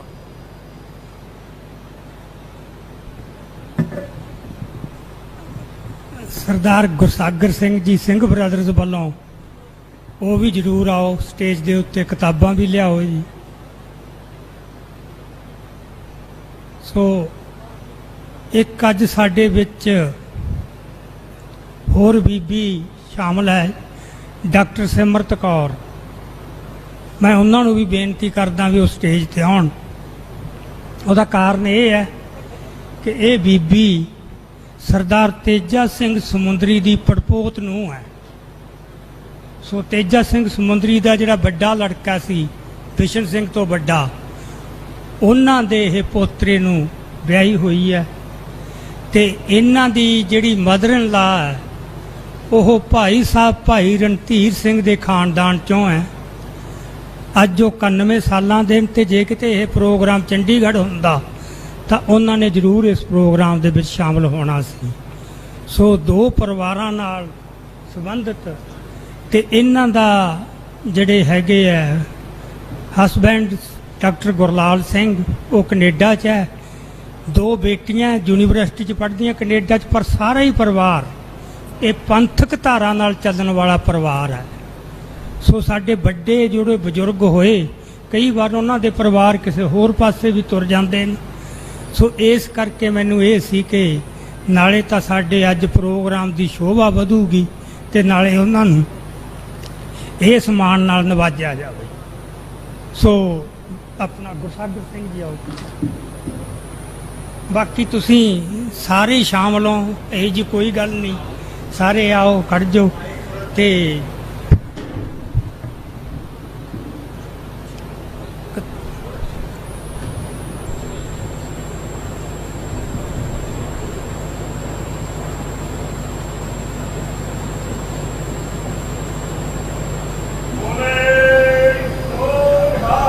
ਸਤਿ ਸ੍ਰੀ ਅਕਾਲ।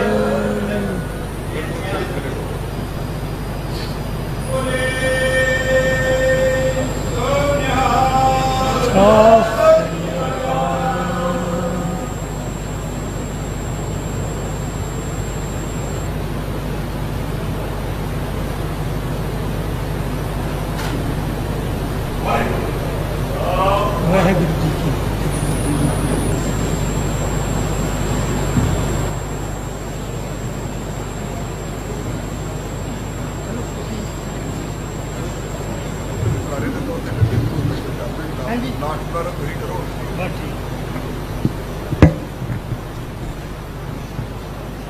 ਵਾਹਿਗੁਰੂ ਜੀ ਕਾ ਖਾਲਸਾ ਵਾਹਿਗੁਰੂ ਜੀ ਕੀ ਫਤਿਹ। ਬਸ ਹੁਣ ਆਪਾਂ ਕੁਝ ਮਿੰਟਾਂ ਦੇ ਵਿੱਚ ਪ੍ਰੋਗਰਾਮ ਸਮਾਪਤ ਕਰਨ ਜਾ ਰਹੇ ਹਾਂ, ਪਰ ਮੈਂ ਇਸ ਕਿਤਾਬ ਦਾ ਲੇਖਕ ਹੋਣ ਦੇ ਨਾਤੇ ਮੈਨੂੰ ਇਹ ਸੀ ਕਿ ਕੁਝ ਕੁ ਸ਼ਬਦ ਸਾਂਝੇ ਤੁਹਾਡੇ ਨਾਲ ਜ਼ਰੂਰ ਕੀਤੇ ਜਾਣ ਕਿ ਜਦੋਂ ਇਸ ਕਿਸਮ ਦੀ ਅਜੀਮ ਸ਼ਖਸੀਅਤ ਜਿਹੜੀ ਕੋਈ ਇਤਿਹਾਸ ਦੇ ਉੱਤੇ ਅਮਿੱਟ ਛਾਪ ਛੱਡ ਕੇ ਜਾਂਦੀ ਹੈ ਤਾਂ ਕੁਦਰਤੀ ਤੌਰ ਤੇ ਉਹ ਕੋਈ ਆਮ ਲੋਕਾਂ, ਸਧਾਰਨ ਲੋਕਾਂ ਵਰਗੇ ਤਾਂ ਹੁੰਦੇ ਨਹੀਂ। ਸੋ ਜਦੋਂ ਉਹਦੀ ਜੀਵਨੀ ਬਾਰੇ ਲਿਖਣਾ ਹੈ ਤਾਂ ਲੇਖਕ ਦੇ ਸਾਹਮਣੇ ਇੱਕ ਬਹੁਤ ਵੱਡਾ ਚੈਲੰਜ ਹੁੰਦਾ ਹੈ ਕਿ ਜੋ ਬਾਹਰਮੁਖੀ ਤੌਰ ਤੇ ਤੱਥ ਵਾਪਰੇ ਉਹ ਸਾਰੀ ਦੁਨੀਆ ਨੂੰ ਪਤਾ ਹੁੰਦੇ ਆ। ਜਨਮ ਲਿਆ, ਸਰਗਰਮੀ ਕੀਤੀ, ਆਹ ਕਾਰਵਾਈਆਂ ਕੀਤੀਆਂ, ਆਹ ਫੈਸਲੇ ਕੀਤੇ, ਪਰ ਫੈਸਲੇ ਨਿਕਲਦੇ ਕਿੱਥੋਂ ਹੈ? ਉਹਦੇ ਮਨ ਨੂੰ ਜਾ ਕੇ ਬੁੱਝਣਾ, ਇਹ ਗੱਲ ਬਹੁਤ ਜ਼ਰੂਰੀ ਹੁੰਦੀ ਹੈ। ਜਦੋਂ ਵੀ ਜਿਹੜੇ ਇਸ ਕਿਸਮ ਦਾ ਜਿਹੜੇ ਬੰਦੇ ਨੇ ਇਤਿਹਾਸ ਦੇ ਵਿੱਚ ਆਪਣੀ ਏਡੀ ਵੱਡੀ ਛਾਪ ਛੱਡਤੀ, ਉਹਦੇ ਕੋਈ ਫੈਸਲੇ ਆਮ ਲੋਕਾਂ ਵਰਗੇ ਫੈਸਲੇ ਨਹੀਂ ਹੁੰਦੇ। ਸੋ ਆਹ ਇੱਕ ਚੈਲੰਜ ਹੁੰਦਾ ਹੈ ਜਿਹੜੇ ਬੰਦੇ ਨੇ ਵੀ ਉਹਦੇ ਬਾਰੇ ਲਿਖਣਾ, ਉਹਦੀ ਜੀਵਨੀ ਲਿਖਣੀ ਹੈ, ਕਿ ਉਸ ਨੂੰ ਬੁੱਝਣ ਦਾ ਯਤਨ ਕੀਤਾ ਜਾਵੇ। ਹੁਣ ਇਹਦੇ 'ਚ ਉਦਾਹਰਨ ਵਜੋਂ ਮੈਂ ਇੱਥੇ ਇੱਕੋ ਹੀ ਉਦਾਹਰਨ ਲਊਂ, ਬਹੁਤ ਉਦਾਹਰਨਾਂ ਦਿੱਤੀਆਂ ਜਾ ਸਕਦੀਆਂ।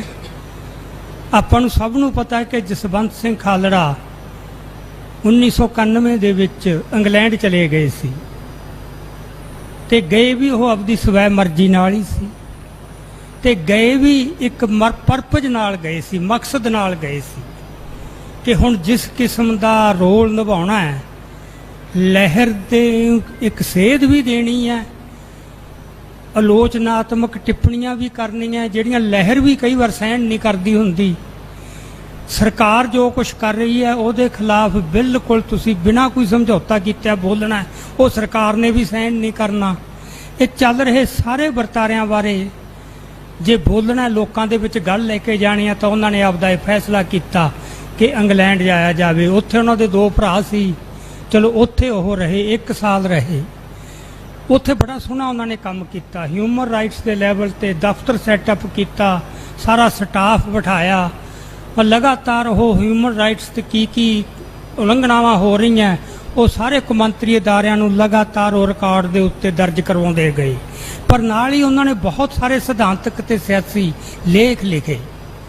ਜਿਹੜਾ ਉਸ ਮੌਕੇ ਪੇਪਰ ਇੱਕ ਚੱਲਦਾ ਸੀ ਉੱਥੇ ਲਿਬਰੇਸ਼ਨ ਖਾਲਿਸਤਾਨ, ਉਹਦੇ ਵਿੱਚ ਉਹਨਾਂ ਨੇ ਲਹਿਰ ਬਾਰੇ ਵੀ, ਖਾੜਕੂ ਸੰਘਰਸ਼ ਬਾਰੇ ਬਹੁਤ ਸਾਰੀਆਂ ਲੇਖ ਲਿਖੇ, ਤੇ ਜਿਹੜੇ ਕੁਝ ਆਲੋਚਨਾਤਮਕ ਵੀ ਸੀ।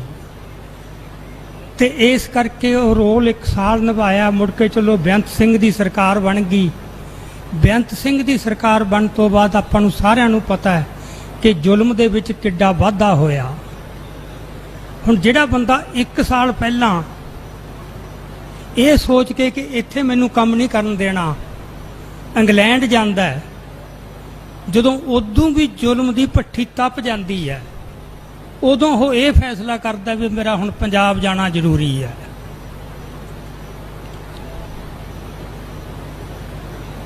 ਤੇ ਫੈਸਲਾ ਵੀ ਇਸ ਤਰ੍ਹਾਂ ਕੀਤਾ ਕਿ ਕਿਸੇ ਦੇ ਰੋਕਿਆ ਨਹੀਂ ਰੁਕਿਆ, ਨਾ ਭਰਾਵਾਂ ਦੇ, ਨਾ ਸਾਥੀਆਂ ਦੇ, ਨਾ ਜਿਹੜੇ ਉੱਥੋਂ ਦੇ ਗੋਰੇ MP ਸੀ, ਕੋਈ ਵੀ ਉਹਨਾਂ ਦਾ ਸ਼ੁਭ ਚਿੰਤਕ ਸੀ, ਉਹਨੇ ਕਿਹਾ ਨਹੀਂ ਮੈਂ ਜਾਣਾ ਹੈ। ਹਾਲਾਤ ਆਪਾਂ ਨੂੰ ਪਤਾ ਇੱਥੇ ਕੀ ਸੀ। ਸਾਰੇ ਬੰਦਿਆਂ ਨੇ ਕਿਹਾ ਵੀ ਇਹ ਤਾਂ ਤੂੰ ਬਲਦੀ ਅੱਗ ਵਿੱਚ ਛਾਲ ਮਾਰਨ ਜਾ ਰਿਹਾ ਹੈ, ਪਰ ਉਹ ਆਇਆ। ਹੁਣ ਆ ਇੱਕ ਵੱਡਾ ਚੈਲੰਜ ਹੈ ਲੇਖਕ ਸਾਹਮਣੇ ਵੀ ਉਹਦੇ ਇਸ ਫੈਸਲੇ ਦੀ ਇੰਟਰਪ੍ਰੀਟੇਸ਼ਨ ਕਿਵੇਂ ਕੀਤੀ ਜਾਵੇ। ਇਹ ਫੈਸਲਾ ਕਿਉਂ ਕੀਤਾ? ਇਹ ਫੈਸਲੇ ਤੁਸੀਂ ਕਿਸੇ ਵੀ ਵੱਡੇ ਬੰਦਿਆਂ ਦੇ ਦੇਖ ਲਓ, ਇਹੋ ਜਿਹੇ ਹੁੰਦੇ ਆ ਫੈਸਲੇ। ਸੰਤ ਜਰਨੈਲ ਸਿੰਘ ਦਾ ਅਕਾਲ ਤਖਤ ਸਾਹਿਬ ਤੇ ਜਾ ਕੇ ਬੈਠਣਾ, ਫਿਰ ਐਨ ਕਦਮ ਕਦਮ ਗੱਲ ਨੂੰ ਅੱਗੇ ਵਧਾਉਣਾ, ਅਖੀਰ ਨੂੰ ਇੱਕ ਵੱਡੀ ਜੰਗ ਤੱਕ ਲੈ ਕੇ ਜਾਣਾ, ਜਿੱਥੇ ਉਹਨਾਂ ਨੂੰ ਖੁਦ ਪਤਾ ਸੀ ਕਿ ਉਹਦੇ ਨਤੀਜੇ ਕੀ ਹੋਣਗੇ।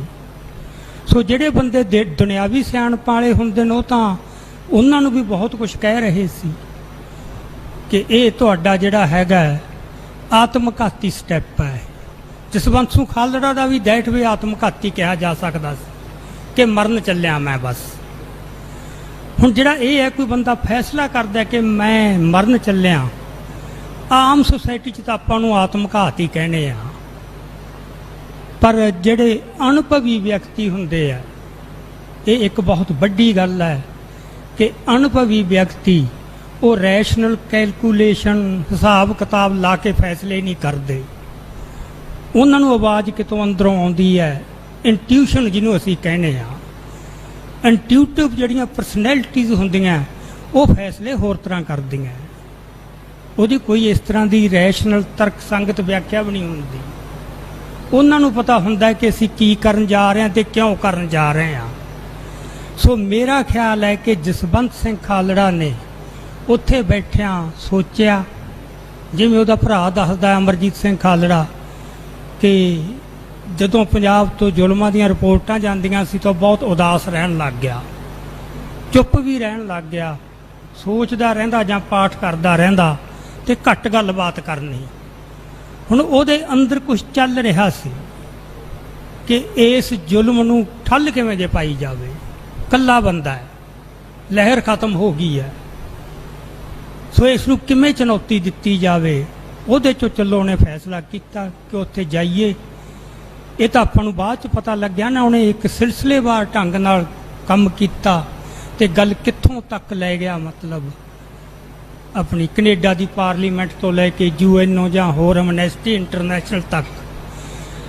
ਗੱਲ ਉਹਦੀ ਇਹੀ ਸੀ ਕਿ ਹੁਣ ਇਹਨਾਂ ਦੇ ਪਾਪਾਂ ਨੂੰ ਕੌਮਾਂਤਰੀ ਕਚਹਿਰੀ ਵਿੱਚ ਨੰਗਾ ਕੀਤਾ ਜਾਵੇ, ਤੇ ਨੰਗਾ ਵੀ ਇਸ ਤਰ੍ਹਾਂ ਕੀਤਾ ਜਾਵੇ ਪ੍ਰਾਪੇਗੰਡੇ ਦੀ ਲੈਵਲ ਤੇ ਨਹੀਂ, ਜਿਵੇਂ ਸਾਡੀ ਆਦਤ ਹੈ। ਕਿਉਂਕਿ ਜਦੋਂ ਉਹ ਕੈਨੇਡਾ ਦੇ ਵਿੱਚ ਗੁਰਦੁਆਰਾ ਸਾਹਿਬ 'ਚ ਬੋਲੇ ਹੈ, ਉੱਥੇ ਵੀ ਉਹਨਾਂ ਨੇ ਇਹ ਗੱਲ ਕਹੀ ਵੀ ਅਸੀਂ ਅੱਜ ਕਹਿ ਦਈਏ ਸਾਡਾ ਲੱਖ ਮਾਰਤਾ, ਸਾਡੇ 2 ਲੱਖ ਮਾਰਤੇ, ਇਸ ਗੱਲ ਦੇ ਕੋਈ ਬਹੁਤੇ ਮਾਇਨੇ ਨਹੀਂ ਰੱਖਦੇ। ਬਾਹਰਲੇ ਲੋਕਾਂ ਨੂੰ ਗੱਲ ਉਹਨਾਂ ਨੇ ਤੱਥ ਮੰਗਣੇ, ਠੋਸ ਲਿਸਟ ਲਿਆਓ ਕਿਹੜੇ ਕਿਹੜੇ ਮਾਰੇ। ਸੋ ਠੋਸ ਤੱਥਾਂ ਨਾਲ ਇਹਨਾਂ ਦੇ ਜਿਹੜੇ ਪਾਪ ਹੈ ਜਾਂ ਪਾਪੀ ਚਿਹਰਾ ਹੈ ਉਹਨੂੰ ਕੌਮਾਂਤਰੀ ਤੌਰ ਦੇ ਉੱਤੇ ਬੇਪਰਦ ਕਰਨਾ, ਤੇ ਜਿਹਦੇ ਵਾਸਤੇ ਉਹਨੂੰ ਪਤਾ ਸੀ ਕਿ ਸਿਰ ਦੇਣਾ ਪੈਣਾ। ਸੋ ਜਦੋਂ ਕੋਈ ਬੰਦਾ ਇਹ ਧਾਰ ਕੇ ਚੱਲਦਾ ਕਿ ਸਿਰ ਦੇਣਾ ਪੈਣਾ, ਜਿਵੇਂ ਸੰਤ ਵੀ ਕਹਿੰਦੇ ਸੀ ਸਿਰ ਦਿੱਤਿਆਂ ਬਾਝ ਨਹੀਂ ਰਹਿਣਾ, ਤੇ ਇਹ ਜਦੋਂ ਫੈਸਲਾ ਹੁੰਦਾ ਤਾਂ ਉਹਦੇ ਪਿੱਛੇ ਉਹਨਾਂ ਨੂੰ ਤਾਂ ਬਹੁਤ ਕੁਝ ਦਿਸ ਰਿਹਾ ਹੁੰਦਾ ਆਉਣ ਵਾਲਾ। ਆਮ ਬੰਦੇ ਨੂੰ ਸਿਰਫ ਇਹ ਵੀ ਇਹ ਹੁਣ ਆਤਮਘਾਤੀ ਹੈ, ਕੀ ਕਰ ਲੂ ਇਕੱਲਾ ਬੰਦਾ, ਕਿਉਂ ਟੱਕਰ ਲੈ ਲਈ। ਸੋ ਮੈਂ ਉਹਦੇ ਵਿੱਚੋਂ ਮਤਲਬ ਮੈਨੂੰ ਵੀ ਬਹੁਤ ਜ਼ੋਰ ਲੱਗਿਆ, ਖੋਜਲਿਆ ਮੈਂ ਕਿੰਨਾ ਚਿਰ ਕਿਤਾਬ ਰੁਕੀ ਰਹੀ ਵੀ ਜਿੰਨਾ ਚਿਰ ਉਹਦਾ ਇਹ ਫੈਸਲਾ ਇੰਟਰਪ੍ਰੈਟ ਨਹੀਂ ਹੁੰਦਾ, ਕਨਵਿੰਸਿੰਗ ਲੌਜਿਕ ਹੋਵੇ, ਕੋਈ ਰੈਸ਼ਨਲ ਨਾ ਹੋਵੇ, ਕਨਵਿੰਸਿੰਗ ਲੌਜਿਕ ਉਹਦਾ ਕੋਈ ਖੜਾ ਕੀਤਾ ਜਾਵੇ, ਤਾਂ ਉਦੋਂ ਉਹਨਾਂ ਚਿਰ ਮੈਂ ਕਿਤਾਬ ਰੋਕੀ ਰੱਖੀ, ਸੋਚੀ ਗਿਆ। ਫਿਰ ਮੈਂ ਇਸ ਨਿਰਣੇ ਤੇ ਪਹੁੰਚ ਗਿਆ ਸੀ ਕਿ ਉਹ ਸ਼ਹੀਦ ਹੋਣ ਤੁਰ ਪਿਆ ਸੀ। ਬਸ ਇੱਥੇ ਉਹਨੇ ਜੋ ਕੁਝ ਕੀਤਾ ਇੱਕ ਇੱਕ ਕਦਮ ਸ਼ਹਾਦਤ ਵੱਲ ਨੂੰ ਗਿਆ, ਪਰ ਕਿਉਂਕਿ ਬਹੁਤ ਸੁਚੇਤ ਪੱਧਰ ਤੇ, ਸੁਚੇਤ ਵੀ ਨਹੀਂ ਕੋਈ ਇਹ ਨਹੀਂ ਗਿਣਤੀਆਂ ਮਿੰਟੀਆਂ ਲਾ ਕੇ ਨਹੀਂ, ਕਿਸੇ ਹੋਰ ਪੱਧਰ ਤੋਂ ਉਹਨੂੰ ਕੋਈ ਪ੍ਰਕਾਸ਼ ਹੋਇਆ ਸੀ ਵੀ ਇਹ ਕਰਨਾ ਕਿਉਂ ਜ਼ਰੂਰੀ ਹੈ। ਉੱਥੇ ਤਾਂ ਫਿਰ ਡੋਲਣ ਦਾ ਕੋਈ ਮਤਲਬ ਨਹੀਂ ਰਹਿ ਜਾਂਦਾ, ਉਦੋਂ ਉਹ ਅਡੋਲਤਾ ਆ ਜਾਂਦੀ ਹੈ। ਸੋ ਉਹ ਆਪਾਂ ਹੁਣ ਇੱਥੇ ਬਹੁਤਾ ਨਾ ਡਿਟੇਲ 'ਚ, ਜੇ ਅੱਜ ਬੜੀ ਖੁਸ਼ੀ ਦੀ ਗੱਲ ਹੈ ਕਿ ਸਾਡੇ ਸੱਦੇ ਦੇ ਉੱਤੇ ਉਹ ਸਾਰੇ ਬੰਦੇ ਜਿਨ੍ਹਾਂ ਨੇ ਉਸ ਸਪੀਡ ਦੇ ਵਿੱਚ ਜਸਵੰਤ ਸਿੰਘ ਖਾਲੜਾ ਨਾਲ ਕੰਮ ਕੀਤਾ, ਵੱਡੇ ਵੱਡੇ ਰਿਸਕ ਲਏ, ਉਹਨਾਂ ਵਿੱਚੋਂ ਬਹੁਤ ਗਿਣਤੀ ਅੱਜ ਸਾਡੇ ਵਿੱਚ ਹਾਜ਼ਰ ਹੈ। ਸਤਨਾਮ ਸਿੰਘ ਅੰਮੀ ਸ਼ਾਹ, ਮੈਨੂੰ ਪਤਾ ਲੱਗਿਆ ਸੀ ਕਿ ਇਹ ਆਸਟ੍ਰੇਲੀਆ 'ਚ ਗਿਆ ਹੋਇਆ ਆਪਣੇ ਬੇਟੇ ਕੋਲੇ। ਇਹ ਉਹ ਸ਼ਖਸ ਹੈ ਜਿਹੜਾ ਮੈਂ ਕਿਤਾਬ ਦੇ ਵਿੱਚ ਵੀ ਲਿਖਿਆ। ਆਓ ਜੀ, ਜਦੋਂ 5 ਤਰੀਕ ਨੂੰ ਜਸਵੰਤ ਸਿੰਘ ਖਾਲੜਾ ਪਿੰਡ ਜਾਂਦੇ ਆ, ਆਖਰੀ ਮੁਲਾਕਾਤ ਆਪਦੇ ਮਾਂ ਬਾਪ ਨਾਲ, ਉਦੋਂ ਇਹ ਉਹਨਾਂ ਦੇ ਨਾਲ ਸੀ। ਨਾਲ ਜਾਣ ਦਾ ਢੋ ਵੀ ਕਿਵੇਂ ਢੁਕਦਾ। ਇਹ ਪਿੰਡ ਨਾਲ ਹੀ ਅੰਮੀ ਸ਼ਾਹ ਖਾਲੜੇ ਦੇ ਦੋਸਤ ਸੀ, ਇਕੱਠੇ ਕੰਮ ਕਰਦੇ ਸੀ। ਖਾਲੜੇ ਨੇ ਨੂੰ ਕਿਹਾ ਕਿ ਬੱਚਿਆਂ ਨੂੰ ਅੰਮ੍ਰਿਤਸਰ ਲੈ ਆ, ਪੜ੍ਹਾ ਬੱਚਿਆਂ ਨੂੰ ਅੰਮ੍ਰਿਤਸਰ। ਇਹ ਚਲੋ ਬੱਚਿਆਂ ਨੂੰ ਅੰਮ੍ਰਿਤਸਰ ਲਿਆ, ਇੱਥੇ ਰਹਿਣ ਲੱਗ ਗਿਆ, ਮੇਲ ਜੋਲ ਹੁੰਦਾ ਰਿਹਾ। ਉਸ ਦਿਨ 5 ਤਰੀਕ ਨੂੰ ਰੋਜ਼ ਹੀ ਇਹਨਾਂ ਦੀ ਫੋਨ ਤੇ ਗੱਲ ਹੁੰਦੀ ਸੀ। ਇਹਨੇ ਕਿਹਾ ਅੱਜ ਕੀ ਪ੍ਰੋਗਰਾਮ ਹੈ? ਉਹ ਕਹਿੰਦਾ ਪਿੰਡ ਚੱਲਿਆ ਮੈਂ ਕਣਕ ਲੈਣ। ਕਣਕ ਮੁੱਕ ਗਈ ਸੀ ਵੀ ਪਿੰਡੋਂ ਕਣਕ ਲੈਣ ਚੱਲਿਆ। ਇਹ ਕਹਿੰਦਾ ਮੈਂ ਵੀ ਕਣਕ ਲੈਣੀ ਹੈ। ਸੋ ਇਹ ਕਹਿੰਦਾ ਮੈਂ ਵੀ ਚੱਲਦਾ। ਸੋ 5 ਤਰੀਕ ਨੂੰ ਮੈਂ ਕਿਤਾਬ ਦੇ ਵਿੱਚੋਂ ਕਾਫੀ ਡਿਟੇਲ 'ਚ ਦਿੱਤਾ ਹੈ। ਪਿੰਡ ਗਏ, ਪਰਿਵਾਰ ਨੂੰ ਮਿਲੇ, ਖੇਤਾਂ 'ਚ ਵੀ ਉਸ ਦਿਨ ਗੇੜਾ ਦਿੱਤਾ। ਫਿਰ ਥਾਣੇ ਦੇ ਵਿੱਚੋਂ ਥਾਣੇਦਾਰ ਨਾਲ ਜੋ ਮੁਲਾਕਾਤ ਹੋਈ ਉਹ ਮੈਨੂੰ ਸਤਨਾਮ ਸਿੰਘ ਨੇ ਸਾਰੀ ਬਿਆਨ ਕੀਤੀ। ਜਦੋਂ ਮੈਂ ਕਿਤਾਬ ਲਿਖ ਰਿਹਾ ਸੀ ਉਦੋਂ ਕਰੋਨਾ ਚੱਲ ਰਿਹਾ ਸੀ, ਮਿਲ ਨਹੀਂ ਸਕਦੇ ਸੀ ਮੈਂ, ਪਰ ਬਹੁਤ ਲੰਮਾ ਚਿਰ ਫੋਨ ਤੇ ਇਹਨਾਂ ਨਾਲ ਗੱਲਾਂ ਬਾਤਾਂ ਕਰਕੇ ਉਹ ਸਾਰੀ ਗੱਲ ਨੂੰ ਮੈਂ ਕਿ ਉਹ ਅਵਸਥਾ ਭਲਾ ਕਿਹੋ ਜਿਹੀ ਹੋਊ ਉਦੋਂ। ਤੇ ਥਾਣੇਦਾਰ ਤੋਂ ਵੀ ਪਤਾ ਲੱਗ ਗਿਆ ਸੀ, ਸਮਝ ਲਓ ਵੀ ਖੈਰ ਨਹੀਂ। ਤੇ ਫਿਰ ਵੀ ਪਿੰਡ ਵੀ ਘਰੇ ਜਾਂਦੇ ਆ। ਕਿੰਨੇ ਉਹਨਾਂ ਦੇ ਦੋਸਤ ਕਹਿ ਰਹੇ ਨਾ, ਹੁਣ ਤੁਸੀਂ ਅੱਜ ਆ ਪਿੱਛੇ ਜੇ ਬਹੁਤ ਚੱਲੀਆਂ ਵੀਡੀਓਜ਼, ਜਸਪਾਲ ਸਿੰਘ ਢਿੱਲੋਂ ਜਿਹੜਾ ਚੇਅਰਮੈਨ ਸੀ ਉਹਨਾਂ ਦੇ, ਜਿੰਨੇ ਵੀ ਬੰਦੇ ਖਾਲੜੇ ਦੇ ਨਾਲ ਕੰਮ ਕਰਦੇ ਸੀ, ਹਰ ਇੱਕ ਨੇ ਕਿਹਾ ਵੀ ਕੁਛ ਦਿਨ ਘਰੋਂ ਟਲ ਜਾ। ਕਿਉਂਕਿ ਜਦੋਂ ਬੇਅੰਤ ਸਿੰਘ ਦਾ ਕਤਲ ਹੋ ਗਿਆ ਸੀ ਤਾਂ ਇਹ ਪਤਾ ਸੀ ਕਿ ਇਹ ਜ਼ਹਿਰ ਹੁਣ ਉਹਨਾਂ ਨੇ ਲਾਉਣੀ ਹੈ। ਤੇ ਜ਼ਹਿਰ ਲਾਉਣੀ ਉਹ ਤੇ ਲਾਉਣੀ ਹੈ ਜਿਹੜਾ ਬੰਦਾ ਸਾਹਮਣੇ ਦਿਸਦਾ ਹੈ। ਉਹ ਪਰਮਜੀਤ ਸਿੰਘ ਪੰਜਵੜ ਦਾ ਕੁਝ ਨਹੀਂ ਸੀ ਕਰ ਸਕਦੇ, ਦਲਜੀਤ ਸਿੰਘ ਬਿੱਟੂ ਦਾ ਕੁਝ ਨਹੀਂ ਸੀ ਕਰ ਸਕਦੇ, ਪਤਾ ਹੀ ਨਹੀਂ ਉਹਨਾਂ ਨੂੰ ਕਿੱਥੇ ਨੇ। ਸੋ ਜਿਹੜਾ ਬੰਦਾ ਸਾਹਮਣੇ ਬੈਠਾ ਤੇ ਲਲਕਾਰ ਰਿਹਾ ਲਗਾਤਾਰ, ਤੇ ਜਿਹੋ ਜਿਹਾ ਉਹਨੇ ਐਫੀਡੈਵਿਟ ਇਕੱਠੇ ਕਰਨੇ ਸ਼ੁਰੂ ਕੀਤੇ, ਖਾਸ ਕਰਕੇ ਮੇਰਾ ਖਿਆਲ ਜਿਹੜੀ ਤਰਨਤਾਰਨ ਦੀ ਜਿੱਥੇ ਜਾ ਕੇ ਉਹਨਾਂ ਨੇ ਆਪਦੇ ਹਲਫਨਾਮੇ ਦਿੱਤੇ ਲੋਕਾਂ ਨੇ ਵੱਡੀ ਪੱਧਰ ਤੇ, ਜਿਨ੍ਹਾਂ ਵਿੱਚ ਸਰਦਾਰ ਉੱਬੋ ਕੇ ਤੱਕ ਨਾ ਆਪਣਾ ਲਾਲਪੁਰਾ ਤੱਕ ਉਹ ਸ਼ਾਮਲ ਸੀ। ਤਾਂ ਪੁਲਿਸ ਵਾਲਿਆਂ ਨੂੰ ਪਤਾ ਲੱਗ ਗਿਆ ਸੀ ਕਿ ਹੁਣ ਕਾਨੂੰਨ ਦਾ ਸ਼ਿਕੰਜਾ ਕੱਸਿਆ ਜਾ ਰਿਹਾ ਹੈ। ਤੇ ਪੁਲਿਸ ਵਾਲਿਆਂ ਨੂੰ ਗੋਲੀ ਦਾ ਡਰ ਘੱਟ ਹੁੰਦਾ ਹੈ। ਉਹਨਾਂ ਨੂੰ ਵੀ ਸਾਡੇ ਹੱਥ ਕੜੀਆਂ ਲੱਗਣੀਆਂ, ਸਾਨੂੰ ਵੀ ਜੇਲ੍ਹ 'ਚ ਰਹਿਣਾ ਪਊ, ਸਾਡਾ ਕੈਰੀਅਰ ਤਬਾਹ ਹੋਊ। ਸੋ ਉਹਦੇ 'ਚੋਂ ਫਿਰ ਉਹ ਲੱਗਦਾ ਹੀ ਸੀ ਕਿ ਜਸਵੰਤ ਸਿੰਘ ਖਾਲੜਾ ਨੂੰ ਉਹ ਕੋਈ ਨਾ ਧਮਕੀਆਂ ਵੀ ਦੇ ਰਹੇ ਸੀ। ਜਦੋਂ ਇਹ ਸੀ ਨਾ ਵੀ ਜਿੱਥੇ 25,000 ਲਾਸ਼ਾਂ ਅਣਪਛਾਤੀਆਂ ਇੱਕ ਹੋਰ ਹੋ ਜੂ, ਇਹ ਕੋਈ ਫੋਕੀ ਧਮਕੀ ਨਹੀਂ ਸੀ। ਸੋ ਉਸ ਦਿਨ ਇਹਨਾਂ ਦਾ ਮੁੜ ਕੇ ਘਰੇ ਆਉਣਾ, ਇਹਨੂੰ ਸਤਨਾਮ ਨੂੰ ਤਾਂ ਸ਼ਾਇਦ ਨਾ ਪਤਾ ਹੋਵੇ, ਪਰ ਮੇਰਾ ਖਿਆਲ ਹੈ ਕਿ ਉਹਨੂੰ ਤਾਂ ਪਤਾ ਹੀ ਸੀਗਾ ਜਸਵੰਤ ਸਿੰਘ ਖਾਲੜਾ ਨੂੰ। ਸੋ ਇਹੋ ਜਿਹੇ ਫੈਸਲੇ ਇਸੇ ਤਰ੍ਹਾਂ ਹੀ ਸੰਤ ਜਰਨੈਲ ਸਿੰਘ ਦੇ। ਇਹ ਹੁਣ ਜਿਹੜਾ ਨੈਰੇਟਿਵ ਚੱਲਦਾ ਨਾ, ਕਿਉਂਕਿ ਹੁਣ ਤਾਂ ਮੀਡੀਆ ਇੰਨਾ ਫੈਲ ਗਿਆ, ਇੰਨੇ ਪੋਡਕਾਸਟ, ਇੰਨੀਆਂ ਇੰਟਰਵਿਊ, ਜਿਹੜਾ ਆਉਂਦਾ ਬੰਦਾ ਉਹ ਆਪਦੀ ਮਤਲਬ ਜੋ ਵੀ ਉਹਦੀ ਮੱਤ ਆ ਉਹ ਦੁਹਰਾਉਣ ਲੱਗ ਜਾਂਦਾ ਹੈ। ਤੇ ਬੰਦੇ ਬੜੇ ਉਸ ਮੌਕੇ ਦੇ ਵੀ 84 ਦੇ ਅਸੀਂ ਸੰਤਾਂ ਨੂੰ ਆਏ ਕਿਹਾ ਵੀ ਤੁਸੀਂ ਗਲਤੀ ਕਰ ਰਹੇ ਹੋ। ਫਿਰ ਅਸੀਂ ਇੰਦਰਾ ਗਾਂਧੀ ਨੂੰ ਕਿਹਾ, ਗੱਲ ਬਣ ਚੱਲੀ ਸੀ, ਹਮਲਾ ਟਲ ਸਕਦਾ ਸੀ, ਵੀ ਜਿਵੇਂ ਕਿਤੇ ਮਾੜੀ ਜੀ ਕਸਰ ਰਹਿ ਗਈ। ਪਰ ਮੇਰਾ ਇਹ ਅਡੋਲ ਵਿਸ਼ਵਾਸ ਹੈ ਕਿ ਇਹ ਅਟਲ ਭਾਣਾ ਸੀ ਜਿਹੜਾ ਹੋ ਕੇ ਹੀ ਰਹਿਣਾ ਸੀ।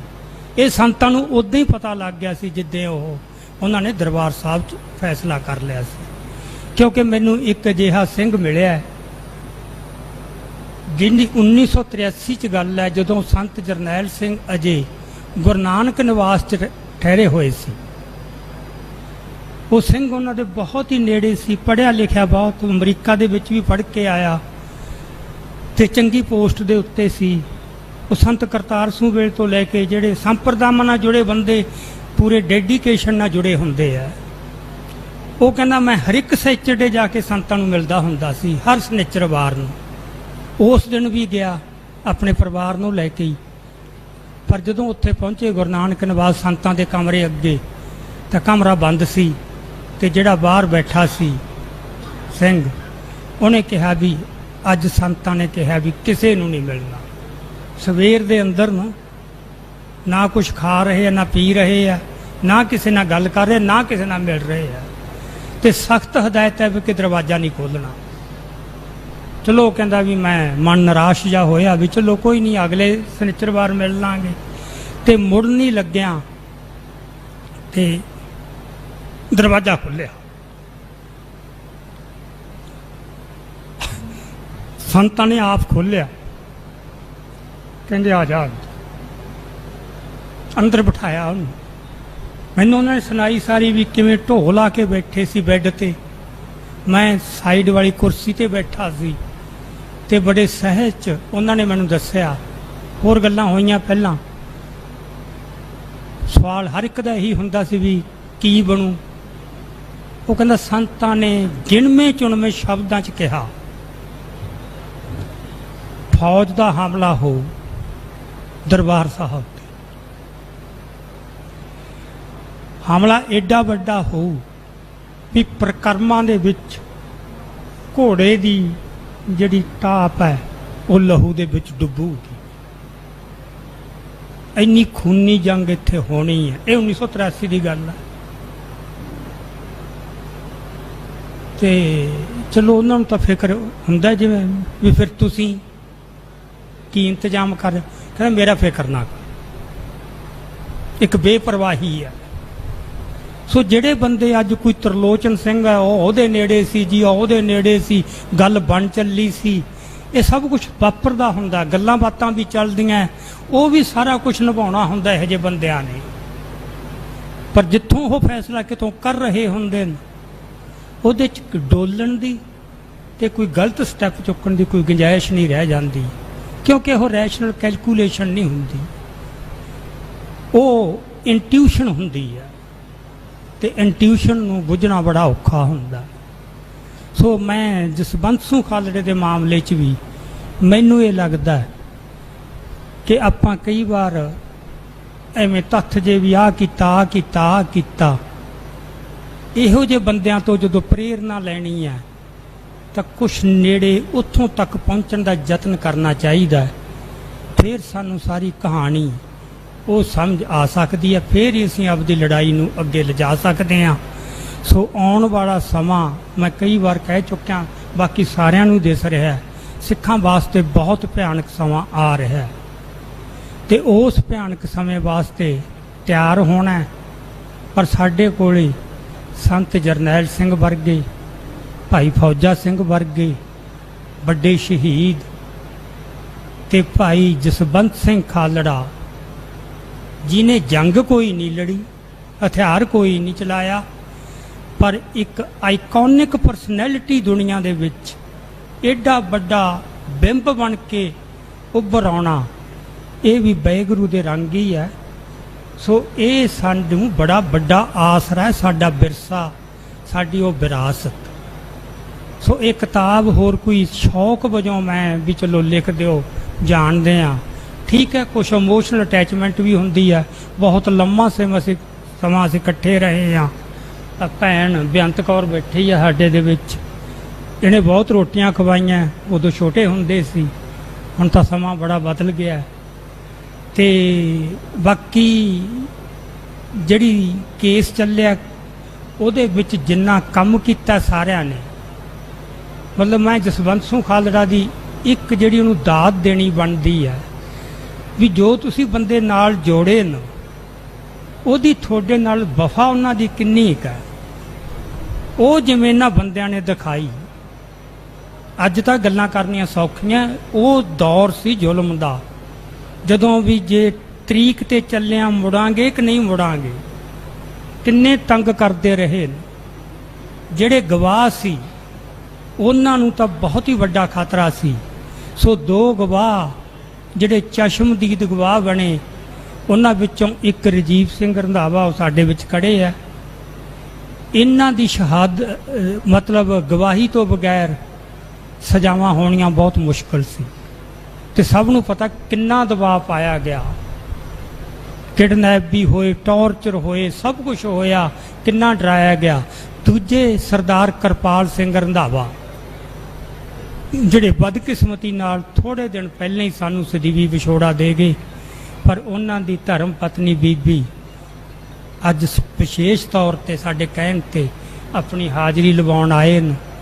ਸੋ ਸਾਡੇ ਵਾਸਤੇ ਇਹ ਸਮਝ ਲਓ ਕਿ ਕਿਰਪਾਲ ਸਿੰਘ ਰੰਧਾਵਾ ਵੀ ਇੱਥੇ ਅੱਜ ਹਾਜ਼ਰ ਨੇ। ਸੋ ਇਹ ਬੰਦੇ ਦੋ ਗਵਾਹ, ਕੇਸ ਨੂੰ ਸਫਲ ਬਣਾਉਣ ਵਾਲੇ ਤੇ ਇਹਨਾਂ ਦੇ ਪਿੱਛੇ ਕੰਮ ਕਰਦੇ ਅਨੇਕਾਂ ਹੀ ਵਰਕਰ। ਕੁਲਵੰਤ ਸਿੰਘ ਪੱਧਰੀ ਹੈ ਸਾਡੀ, ਤਾਂ ਮੇਰੀ ਤਾਂ ਜਾਣ ਪਛਾਣ ਇਹਨਾਂ ਨਾਲ 1973 ਤੋਂ ਸ਼ੁਰੂ ਹੋਈ ਹੈ। ਅਸੀਂ ਇਹਨਾਂ ਦੇ ਘਰਾਂ ਵਿੱਚ ਜਾਂਦੇ ਰਹੇ ਹਾਂ, ਇਹਨਾਂ ਦੇ ਨਾਲ ਵਿਚਰਦੇ ਰਹੇ ਹਾਂ। ਹੋਰ ਬੜੇ ਸਾਰੇ ਸਾਥੀ ਨੇ ਸਾਡੇ ਆਏ ਹੋਏ। ਸੋ ਅੱਜ ਦੇ ਪ੍ਰੋਗਰਾਮ ਦੀ ਅਹਿਮੀਅਤ ਇਕੱਠ ਪੱਖੋਂ ਨਹੀਂ ਹੋਣੀ ਕਿ ਇੱਥੇ ਇਕੱਠ ਕਿੱਡਾ ਕੁ ਹੋ ਗਿਆ। ਜੋ ਕੁਆਲਿਟੀ ਹੈ, ਜਿਹੜੇ ਆਏ ਉਹ ਕਿਸ ਭਾਵਨਾ ਨਾਲ ਆਏ, ਕਿਸ ਜਜ਼ਬੇ ਨਾਲ ਆਏ, ਉਹ ਇਹ ਗੱਲ ਅਹਿਮ ਹੈ। ਸੋ ਸਾਰੇ ਆਏ, ਕਮਰਪਾਲ ਸਿੰਘ ਬਿੱਟੂ ਹੋਰਾਂ ਨੇ, ਸਰਬਜੀਤ ਘੁਮਾਣ ਨੇ, ਇਹਨਾਂ ਨੇ ਬਹੁਤ ਇਹ ਪ੍ਰੋਗਰਾਮ ਕਰਨ ਦੇ ਵਿੱਚ ਸਾਡਾ ਸਾਥ ਦਿੱਤਾ, ਸਹਿਯੋਗ ਦਿੱਤਾ। ਸਾਰਿਆਂ ਦਾ ਬਹੁਤ ਧੰਨਵਾਦ। ਸੋ ਮੇਰਾ ਖਿਆਲ ਹੈ ਕਿ ਹੁਣ ਆਪਾਂ ਇਸ ਨੋਟ ਤੇ ਪ੍ਰੋਗਰਾਮ ਦੀ ਸਮਾਪਤੀ ਕਰੀਏ ਤੇ ਮੈਂ ਰਜੀਵ ਨੂੰ ਜਗਜੀਤ ਸਿੰਘ ਉਦੋਂ ਵੀ ਆ ਗਏ ਆ। ਅੱਛਾ, ਪਿੱਛੇ ਤੁਹਾਡੇ ਬੈਠੇ ਇੱਕ ਇਹਨਾਂ ਨੂੰ ਤਾਂ ਘੁਮਾਣ ਸਾਹਿਬ ਨੂੰ 2-2 ਮਿੰਟ ਤੋਂ ਬੁਲਾ ਦਿਓ। ਹਾਂ, ਹੁਣ ਸਿਰਫ 2-2 ਮਿੰਟ ਸਰਬਜੀਤ ਸਿੰਘ ਘੁਮਾਣ। ਸਰਬਜੀਤ ਸਿੰਘ ਘੁਮਾਣ ਦਾ ਸ਼ਾਇਦ ਤੁਸੀਂ ਸੁਣਿਆ ਹੀ ਹੋਵੇ, ਪੰਜਾਬ ਦਾ ਬੁੱਚੜ ਜਿਹੜੀ ਕਿਤਾਬ ਲਿਖੀ, ਮਤਲਬ ਉਸ ਕਿਤਾਬ ਨੇ ਵੀ ਮਤਲਬ ਗੋਲੀ ਤੋਂ ਘੱਟ ਕੰਮ ਨਹੀਂ ਕੀਤਾ। ਬਹੁਤ ਵੱਡੀ ਗੱਲ ਸੀਗੀ। ਆ ਕਿੰਨੇ ਹੁਣ ਚਰਚਾਵਾਂ ਛਿੜੀਆਂ ਆ ਕੇ, ਤੇ ਭਲਾ ਹੋਵੇ ਉਹਦੇ ਭਰਾ ਦਾ ਡਿੱਕੀ ਗਿੱਲ ਦਾ, ਜਿਹਨੇ ਫੇਰ ਛੇੜਤੀ ਆ ਕੇ ਗੱਲ। ਨਹੀਂ, ਇਹੋ ਜਿਹੇ ਬੰਦੇ ਨਾ, ਇਹੋ ਜਿਹੇ ਪਾਪਾਂ ਤੇ ਹੁੰਦਾ ਹੀ ਪਰਦਾ ਪਿਆ ਰਹਿਣ ਦਿਓ। ਪਰ ਜਦੋਂ ਮੱਤ ਮਾਰੀ ਜਾਂਦੀ ਹੈ ਨਾ, ਉਦੋਂ ਫਿਰ ਇਹੋ ਜਿਹੇ ਕੰਮ ਹੁੰਦੇ ਹੀ ਆ। ਸੋ ਉਹਨੇ ਜਿਹੜੀ ਰਹਿੰਦੀ ਕਸਰ ਸੀ ਉਹ ਵੀ ਪੂਰੀ ਕਰ ਲਈ। ਸੋ ਇਹ ਸਰਬਜੀਤ ਘੁਮਾਣ 2 ਮਿੰਟਾਂ ਲਈ ਤੁਹਾਨੂੰ ਬੋਲਣਗੇ। ਇੱਕ ਸੁਖਪ੍ਰੀਤ ਸਿੰਘ ਉਦੋਂ ਕੇ ਲੇਟ ਆਏ ਨੇ, ਹੈ ਉਲਾਂਭਾ ਬਹੁਤ ਵੱਡਾ ਸਾਡਾ, ਤੇ ਸੀਤਾ ਇਹ ਵੀ ਉਹਨਾਂ ਨੂੰ ਨਾ ਬੁਲਾਈਏ, ਪਰ ਬੁਲਾਵਾਂਗੇ 2 ਮਿੰਟਾਂ ਲਈ ਬੁਲਾਵਾਂਗੇ। ਸੋ ਉਸ ਤੋਂ ਬਾਅਦ ਆਪਾਂ ਪ੍ਰੋਗਰਾਮ ਦੀ ਸਮਾਪਤੀ ਕਰਾਂਗੇ। ਵਾਹਿਗੁਰੂ ਜੀ ਕਾ ਖਾਲਸਾ, ਵਾਹਿਗੁਰੂ ਜੀ ਕੀ ਫਤਿਹ। ਅੱਜ 12 ਜੂਨ ਨੂੰ ਆਪਾਂ ਇੱਥੇ ਜੁੜੇ ਬੈਠੇ ਆਂ।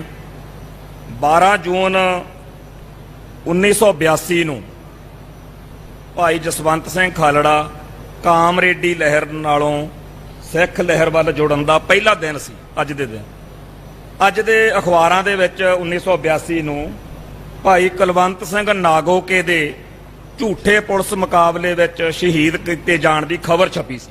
11 ਨੂੰ ਉਹਨਾਂ ਦਾ ਝੂਠਾ ਪੁਲਿਸ ਮੁਕਾਬਲਾ ਬਣਾਇਆ ਸੀ, 12 ਨੂੰ ਉਹ ਖਬਰ ਛਪੀ ਸੀ। ਤੇ ਭਾਈ ਜਸਵੰਤ ਸਿੰਘ ਖਾਲੜਾ ਜਿਹੜੇ ਉਸ ਵੇਲੇ ਤੱਕ ਕਾਮਰੇਡ ਕਹਿ ਲੋ ਜਾਂ ਨਕਸਲੀ ਲਹਿਰ ਨਾਲ ਸੰਬੰਧਿਤ, ਉਹ ਇਸ ਘਟਨਾ ਨਾਲ ਜੁੜਦੇ ਆ। ਤੇ ਇਸ ਤੋਂ ਬਾਅਦ ਵਿੱਚ ਇਸ ਨਾਗੋਕੇ ਦੇ ਕਤਲ ਦੀ ਜਿਹੜੀ ਜਾਂਚ ਪੜਤਾਲ ਜਾਂ ਫੈਕਟ ਇਕੱਠੇ ਕਰਨ ਵਾਲੀ ਚੀਜ਼ ਸਾਰੀ, ਉਹ ਸਰਗਰਮੀ ਇੱਥੋਂ ਉਹਨਾਂ ਦਾ ਸਿੱਖ ਧਰਮ, ਸਿੱਖ ਕੌਮ ਵਾਲੇ ਪਾਸੇ ਵਾਲਾ ਸਫ਼ਰ ਆ, ਜਿਹੜਾ ਸਿੱਖ ਸਫ਼ਰ ਆ, ਉਹ ਫਿਰ ਸ਼ੁਰੂ ਹੁੰਦਾ। ਤੇ ਜਦੋਂ ਮੈਂ ਆ ਕਿਤਾਬ ਦਾ ਪਰਸੋਂ ਚੌਥੇ ਤੋਂ ਦੇਖਿਆ, ਸੋਸ਼ਲ ਮੀਡੀਆ ਤੇ ਅਸੀਂ ਪੋਸਟ ਕੀਤਾ, ਪਰਸੋਂ ਮੈਨੂੰ ਬੀਬੀ ਰੂਪਨ ਦਿਓਲ ਬਜਾਜ ਦਾ ਫੋਨ ਆਇਆ। ਉਹਨਾਂ ਨੇ ਗੱਲ ਕੀਤੀ ਮੇਰੇ ਨਾਲ, ਜਿਹੜੀ ਆ ਚੱਲ ਰਿਹਾ ਰੌਲਾ ਪੰਜਾਬ ਦਾ ਬੁੱਚੜ KPS ਗਿੱਲ ਬਾਰੇ, ਮੇਰੀ ਕਿਤਾਬ ਬਾਰੇ ਗੱਲਾਂ ਕੀਤੀਆਂ। ਫਿਰ ਇਹ ਕਿਤਾਬ ਬਾਰੇ ਵੀ ਸਾਡੀ ਗੱਲ ਛਿੜੀ। ਉਹ ਕਹਿੰਦੇ ਵੀ ਭਾਈ ਜਸਵੰਤ ਸਿੰਘ ਖਾਲੜਾ ਦਾ ਜ਼ਿਕਰ ਬਹੁਤ ਸੁਚੱਜੇ ਤਰੀਕੇ ਨਾਲ ਹੋ ਰਿਹਾ ਤੇ ਹੋਰ ਵੀ ਜ਼ਿਆਦਾ ਵਧੀਆ ਇੰਗਲਿਸ਼ ਵਿੱਚ ਆ ਰਿਹਾ। ਸਾਡੇ ਵਰਗੇ ਜਿਹੜੇ ਲੋਕ ਨੇ, ਐਲੀਟ ਜਿਹੜੀ ਕਲਾਸ ਆ, ਉਹਦੇ ਲਈ ਚੰਗੀ ਗੱਲ ਆ ਤੇ ਇਹ ਮੁਬਾਰਕਬਾਦ ਵਾਲੀ ਗੱਲ ਹੈ। ਇੱਕ ਉਹਨਾਂ ਨੇ ਗੱਲ ਕਹੀ ਕਿ ਜਿਹੜੇ ਭਾਈ ਖਾਲੜਾ ਦੇ ਨਾਲ ਦੇ ਸੰਗੀ ਸਾਥੀ ਸੀ, ਮੈਨੂੰ ਇਹ ਪਤਾ ਲੱਗਿਆ ਵਾ ਕਿ ਉਹਨਾਂ ਨਾਲ ਵੀ ਬਹੁਤ ਬੁਰੀ ਕੀਤੀ ਸੀ ਤੇ ਉਹਨਾਂ ਬਾਰੇ ਵੀ ਆਉਣਾ ਚਾਹੀਦਾ ਤੇ ਪਬਲਿਕ ਵਿੱਚ ਜ਼ਿਆਦਾ ਸੰਗਤ ਲੋਕਾਂ ਵਿੱਚ ਨਹੀਂ ਆਇਆ ਹੋਇਆ। ਅਸੀਂ ਉਹ ਗੱਲ ਕਰਦੇ ਸੀ ਜਿਹੜੀ ਇੱਥੇ ਵੀ ਡਿਸਕਸ ਹੋਈ ਆ ਕਿ 50 ਲੱਖ ਦਾ ਹਰਜਾਨਾ ਕਿਰਪਾਲ ਸਿੰਘ ਰੰਧਾਵੇ ਵਾਲੇ ਕੇਸ ਵਿੱਚ ਉਹਨਾਂ ਬੁੱਚੜਾਂ ਨੂੰ ਪਾਇਆ ਗਿਆ। ਹੋਰ ਵੀ ਜਿੰਨੇ ਇਸ ਭਾਈ ਖਾਲੜਾ ਵਾਲੀ ਟੀਮ ਦੇ ਨਾਲ ਸੱਜਣ ਸਾਡੇ ਇੱਥੇ ਸਾਰੇ ਮਿਲਦੇ ਵਰਤਦੇ ਆ, ਪਰਿਵਾਰ ਵਾਂਗੂ ਆ, ਕੋਈ ਨਹੀਂ ਇਹੋ ਜਿਹਾ ਜਿਹਨੇ ਝੱਲਿਆ ਨਾ ਹੋਵੇ ਤੇ ਸਾਰੇ ਖੜੇ ਰਹੇ। ਜਿੱਦਣ ਭਾਈ ਖਾਲੜਾ ਸਾਹਿਬ ਦੇ ਉੱਤੇ ਫਿਲਮ ਜਿਹੜੀ ਦਿਲਜੀਤ ਦੋਸਾਂਝ ਵਾਲੀ ਆ, ਉਹਦਾ ਮਸਲਾ ਸੀ, ਉੱਥੇ ਸੈਂਸਰ ਬੋਰਡ ਨੇ ਜਦੋਂ ਆਬਜੈਕਸ਼ਨ ਲਾਏ ਕਿ ਤੁਸੀਂ ਆਹ ਨਹੀਂ ਕਹਿ ਸਕਦੇ, ਉਹ ਨਹੀਂ ਕਹਿ ਸਕਦੇ। ਇੱਕ ਆਬਜੈਕਸ਼ਨ ਸੀ ਕਿ ਤੁਸੀਂ ਬੁੱਚੜ ਕਿਹਾ ਇਹਦੇ ਚ ਗਿੱਲ ਨੂੰ। ਉਹਨਾਂ ਨੇ, ਟੀਮ ਨੇ ਪਰਿਵਾਰ ਨਾਲ ਗੱਲ ਕੀਤੀ, ਭੈਣ ਪਰਮਜੀਤ ਕੌਰ ਖਾਲੜਾ ਨੇ ਬੈਂਸ ਸਾਹਿਬ ਵਕੀਲ ਸਾਹਿਬ ਨਾਲ ਗੱਲ ਕੀਤੀ। ਉਹਨਾਂ ਨੇ ਮੇਰੇ ਵਾਲੀ ਕਿਤਾਬ ਦੇ ਵਿੱਚ ਉਹਦਾ ਨਾਂ ਹੀ ਟਾਈਟਲ ਹੀ ਸਿੱਧਾ ਪੰਜਾਬ ਦਾ ਬੁੱਚੜ KPS ਗਿੱਲ ਹੋਣ ਕਰਕੇ, ਤੇ ਵਿੱਚ ਉਹਦੇ ਇੱਕ ਪੂਰਾ ਲੰਬਾ ਚੌੜਾ ਲੇਖ ਵੀ, ਮੈਂ ਜੀਵਨੀ ਵੀ ਭਾਈ ਖਾਲੜਾ ਜੀ ਦੀ ਲਿਖੀ ਹੋਈ ਸੀ, ਛਾਪੀ ਸੀ। ਉਹ ਕਹਿੰਦੇ ਵੀ ਆਹ ਕਿਤਾਬ ਜੇਕਰ ਸਾਨੂੰ ਤੁਸੀਂ ਇਹਦੇ ਰਾਈਟਸ ਵਗੈਰਾ ਜਿਵੇਂ ਕੁਝ ਲਿਖ ਕੇ ਦੇਣ ਦਾ ਸੀ ਲੀਗਲੀ ਤੌਰ ਤੇ, ਉਹ ਬੈਂਸ ਸਾਹਿਬ ਨੇ ਕਾਗਜ਼ ਪੱਤਰ ਬਣਾ ਕੇ ਉਹ ਫਿਲਮ ਵਾਲੀ ਟੀਮ ਇੱਥੇ ਆਈ, ਉਹਨਾਂ ਨੇ ਗੱਲਾਂ ਬਾਤਾਂ ਜਦੋਂ ਕੀਤੀਆਂ, ਜਿਹੜੀ ਉਹ ਹਨੀ ਤ੍ਰਿਹਣ ਜਿਹੜਾ ਇਹ ਫਿਲਮ ਦਾ ਸਾਰਾ ਕੰਮ ਕਰਦਾ, ਉਦੋਂ ਵੀ ਮੈਨੂੰ ਲੱਗਿਆ, ਮੈਂ ਉਹਨੂੰ ਕਿਹਾ ਵੀ ਜਿੱਡੀ ਵੱਡੀ ਸ਼ਖਸੀਅਤ ਆ ਉਹ ਠੀਕ ਆ, ਤੁਸੀਂ ਬਹੁਤ ਵਧੀਆ ਕੀਤਾ, ਸਾਨੂੰ ਖੁਸ਼ੀ ਆ, ਪਰ ਅਜੇ ਵੀ ਬਹੁਤ ਕੁਝ ਜਿਹੜਾ ਹੈਗਾ ਹੋਰ ਵਾ ਜਿਹੜਾ ਸਾਨੂੰ ਪਤਾ ਵਾ। ਜੇ ਤੁਸੀਂ ਸਾਡੇ ਇੱਥੇ ਉਹਨਾਂ ਸੱਜਣਾ ਮਿੱਤਰਾਂ ਪਿਆਰਿਆਂ ਨੂੰ ਮਿਲਦੇ, ਤੁਸੀਂ ਉੱਪਰੋਂ ਸਿੱਧਾ ਲਿਆ, ਜਿਵੇਂ ਆਪਾਂ ਹੁਣ ਕੇਸ ਦੇ ਹਿਸਾਬ ਨਾਲ ਵੀ ਜੇ ਗੱਲ ਕਰੀਏ ਤਾਂ ਕੇਸ ਦੀ ਜੱਜਮੈਂਟ ਦੇ ਹਿਸਾਬ ਨਾਲ ਜੇ ਗੱਲ ਕਰੀਏ ਤੇ ਸੱਚਾਈ ਅਤੇ ਉਹਦੇ 'ਚ ਫਰਕ ਹੁੰਦਾ। ਅਸੀਂ ਅਦਾਲਤਾਂ ਵਿੱਚ ਦੀ ਕੇਸ ਭੁਗਤੇ ਨੇ, ਸਾਨੂੰ ਪਤਾ ਕਈ ਵਾਰੀ ਸਾਨੂੰ ਵੀ ਆਪਦੇ ਬਚਾਅ ਪੱਖ ਲਈ ਬਹੁਤ ਕੁਝ ਕਰਨਾ ਪੈਂਦਾ, ਤੇ ਸਟੇਟ ਦਾ ਕੇਸ, ਸਟੇਟ ਦੇ ਗਵਾਹ ਤਾਂ ਝੂਠੇ ਹੁੰਦੇ ਹੀ ਨੇ।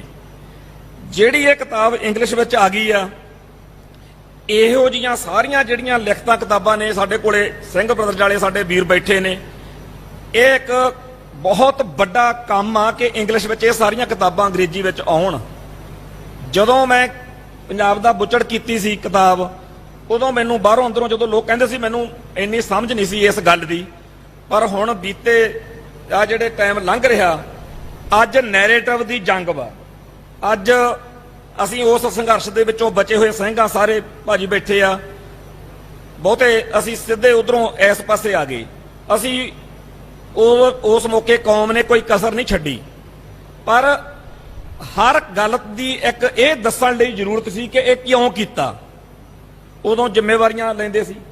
ਅੱਜ ਪੂਰੀ ਲਹਿਰ ਦੀ, ਅੱਜ ਦੇ ਦੌਰ ਦੀਆਂ ਘਟਨਾਵਾਂ ਦੀ ਵਿਆਖਿਆ ਕਰਨ ਲਈ ਸਾਡੇ ਕੋਲ ਜਿੱਡੇ ਵੱਡੇ ਬੰਦੇ ਹੋਣੇ ਚਾਹੀਦੇ ਆ, ਉਹਨਾਂ ਦੀ ਗਿਣਤੀ ਘਟ ਰਹੀ ਆ। ਮੈਂ ਜਦੋਂ ਆਪਦੀ ਗੱਲ ਕਰਦਾ, ਜਿਵੇਂ ਹੁਣ ਭਾਜੀ ਨੇ ਵੀ ਕਿਹਾ ਵੀ ਅਜਮੇਰ ਸਿੰਘ ਜੀ ਨੇ ਵੀ ਘੁਮਾਣ ਲਿਖਦਾ, ਅਸੀਂ ਲਿਖਾਰੀ ਨਹੀਂ ਹੈਗੇ, ਅਸੀਂ ਤਾਂ ਫਾਈਟਰ ਸੀਗੇ, ਸਾਨੂੰ ਰਾਈਟਰ ਬਣਾਇਆ। ਮੈਨੂੰ ਤਾਂ ਜੇ ਭਾਜੀ ਜਸਵੰਤ ਸਿੰਘ ਕਮਲ, ਉਹ ਭਾਜੀ ਜਸਵੰਤ ਸਿੰਘ ਕਮਲ ਇੱਕ ਵਿਆਹ ਤੇ ਸੀਗੇ, ਇਹਨਾਂ ਦੇ ਚੌਹਾਲ ਸਾਹਿਬ ਦੇ ਪਰਿਵਾਰ ਦੇ ਵਿੱਚੋਂ ਗਾਂ ਵਿਆਹ ਸੀ ਲੁਧਿਆਣੇ, ਇਹਨਾਂ ਨੇ ਮੈਨੂੰ ਕਿਹਾ, ਭਾਜੀ ਦਲਜੀਤ ਸਿੰਘ ਵੀ ਆ ਗਏ, ਅਸੀਂ ਉੱਥੇ ਬਾਹਰ ਬੈਠੇ ਸੀ ਤੇ ਭਾਈ ਜਸਵੰਤ ਸਿੰਘ ਕਮਲ ਦੇ ਨਾਲ ਗੱਲਾਂ ਚੱਲਦੀਆਂ ਸੀ, ਉੱਥੇ ਬਹਿਸਬਾਜ਼ੀ ਹੋ ਗਈ। ਮੈਂ ਉਹਨਾਂ ਨੂੰ ਕਿਹਾ ਵੀ ਤੁਸੀਂ ਨਕਸਲੀ ਲਹਿਰ ਬਾਰੇ ਕਾਮਰੇਡਾਂ ਦੇ ਉੱਤੇ ਬਹੁਤ ਨਾਵਲ ਲਿਖੇ, ਸਾਡੇ ਉੱਤੇ ਇੱਕ ਲਿਖਿਆ ਖੂਨ ਕੇ ਸੋਲੇ ਗਾਵੀਏ ਨਾਨਕ, ਉਹਦਾ ਐਂਡ ਤੁਸੀਂ ਉੱਥੇ ਕੀਤਾ ਜਿਹੜਾ ਬਲੈਕ ਥੰਡਰ ਦੇ ਵਿੱਚ ਸਭ ਤੋਂ ਗੰਦੀ ਘਟਨਾ ਵਾਪਰੀ ਹੋਈ ਆ, ਉਹਨੂੰ ਪੜ੍ਹ ਕੇ ਸਾਡੇ ਖਿਲਾਫ ਰਾਇ ਬਣੂਗੀ। ਮੈਂ ਉਹਨਾਂ ਨਾਲ ਬਹਿਸਦਾ ਸੀ, ਉਹ ਕਹਿੰਦੇ ਜੇ ਮੈਂ ਪੂਰੀ ਜ਼ੋਰ ਲਾ ਕੇ ਵੀ ਸਹੀ ਲਿਖਾਂ ਤੁਹਾਡੀ ਤਸੱਲੀ ਨਹੀਂ ਹੋਣੀ, ਤੁਹਾਡੇ ਵਿੱਚੋਂ ਕੋਈ ਬੰਦਾ ਆਵੇ ਉਹ ਪੂਰੀ ਤੁਹਾਨੂੰ ਤਸੱਲੀ ਕਰ ਸਕਦਾ। ਜੇ ਉਹਦਾ ਕੋਈ ਫੈਕਟ ਗਲਤ ਵੀ ਹੋਇਆ ਨਾ, ਤੁਸੀਂ ਉਹਦਾ ਇਹ ਕਹੋਗੇ ਕਿ ਇਹਨੇ ਜਾਣ ਕੇ ਨਹੀਂ ਕੀਤਾ ਹੋਣਾ, ਮੇਰੇ ਬਾਰੇ ਤਾਂ ਤੁਸੀਂ ਕਹੀ ਜਾਣਾ। ਐਸਾ ਹੱਸਦੇ ਖੇਡਦੇ ਤਾਂ ਗੱਲਾਂ ਕਰਦੇ ਸੀ। ਤੇ ਮੈਂ ਕਿਹਾ ਹੁਣ ਤੁਸੀਂ ਚਾਹੁੰਦੇ ਹੋ ਕਿ ਅਸੀਂ ਇਹ ਸਾਰਾ ਕੁਝ ਲਿਖਣਾ ਪੈਣਾ। ਉਹਨਾਂ ਨੇ ਬਹੁਤ, ਉਦੋਂ 2004 ਦੀ ਗੱਲ ਆ ਜਦੋਂ ਇਹ ਕਿਹਾ ਸੀ।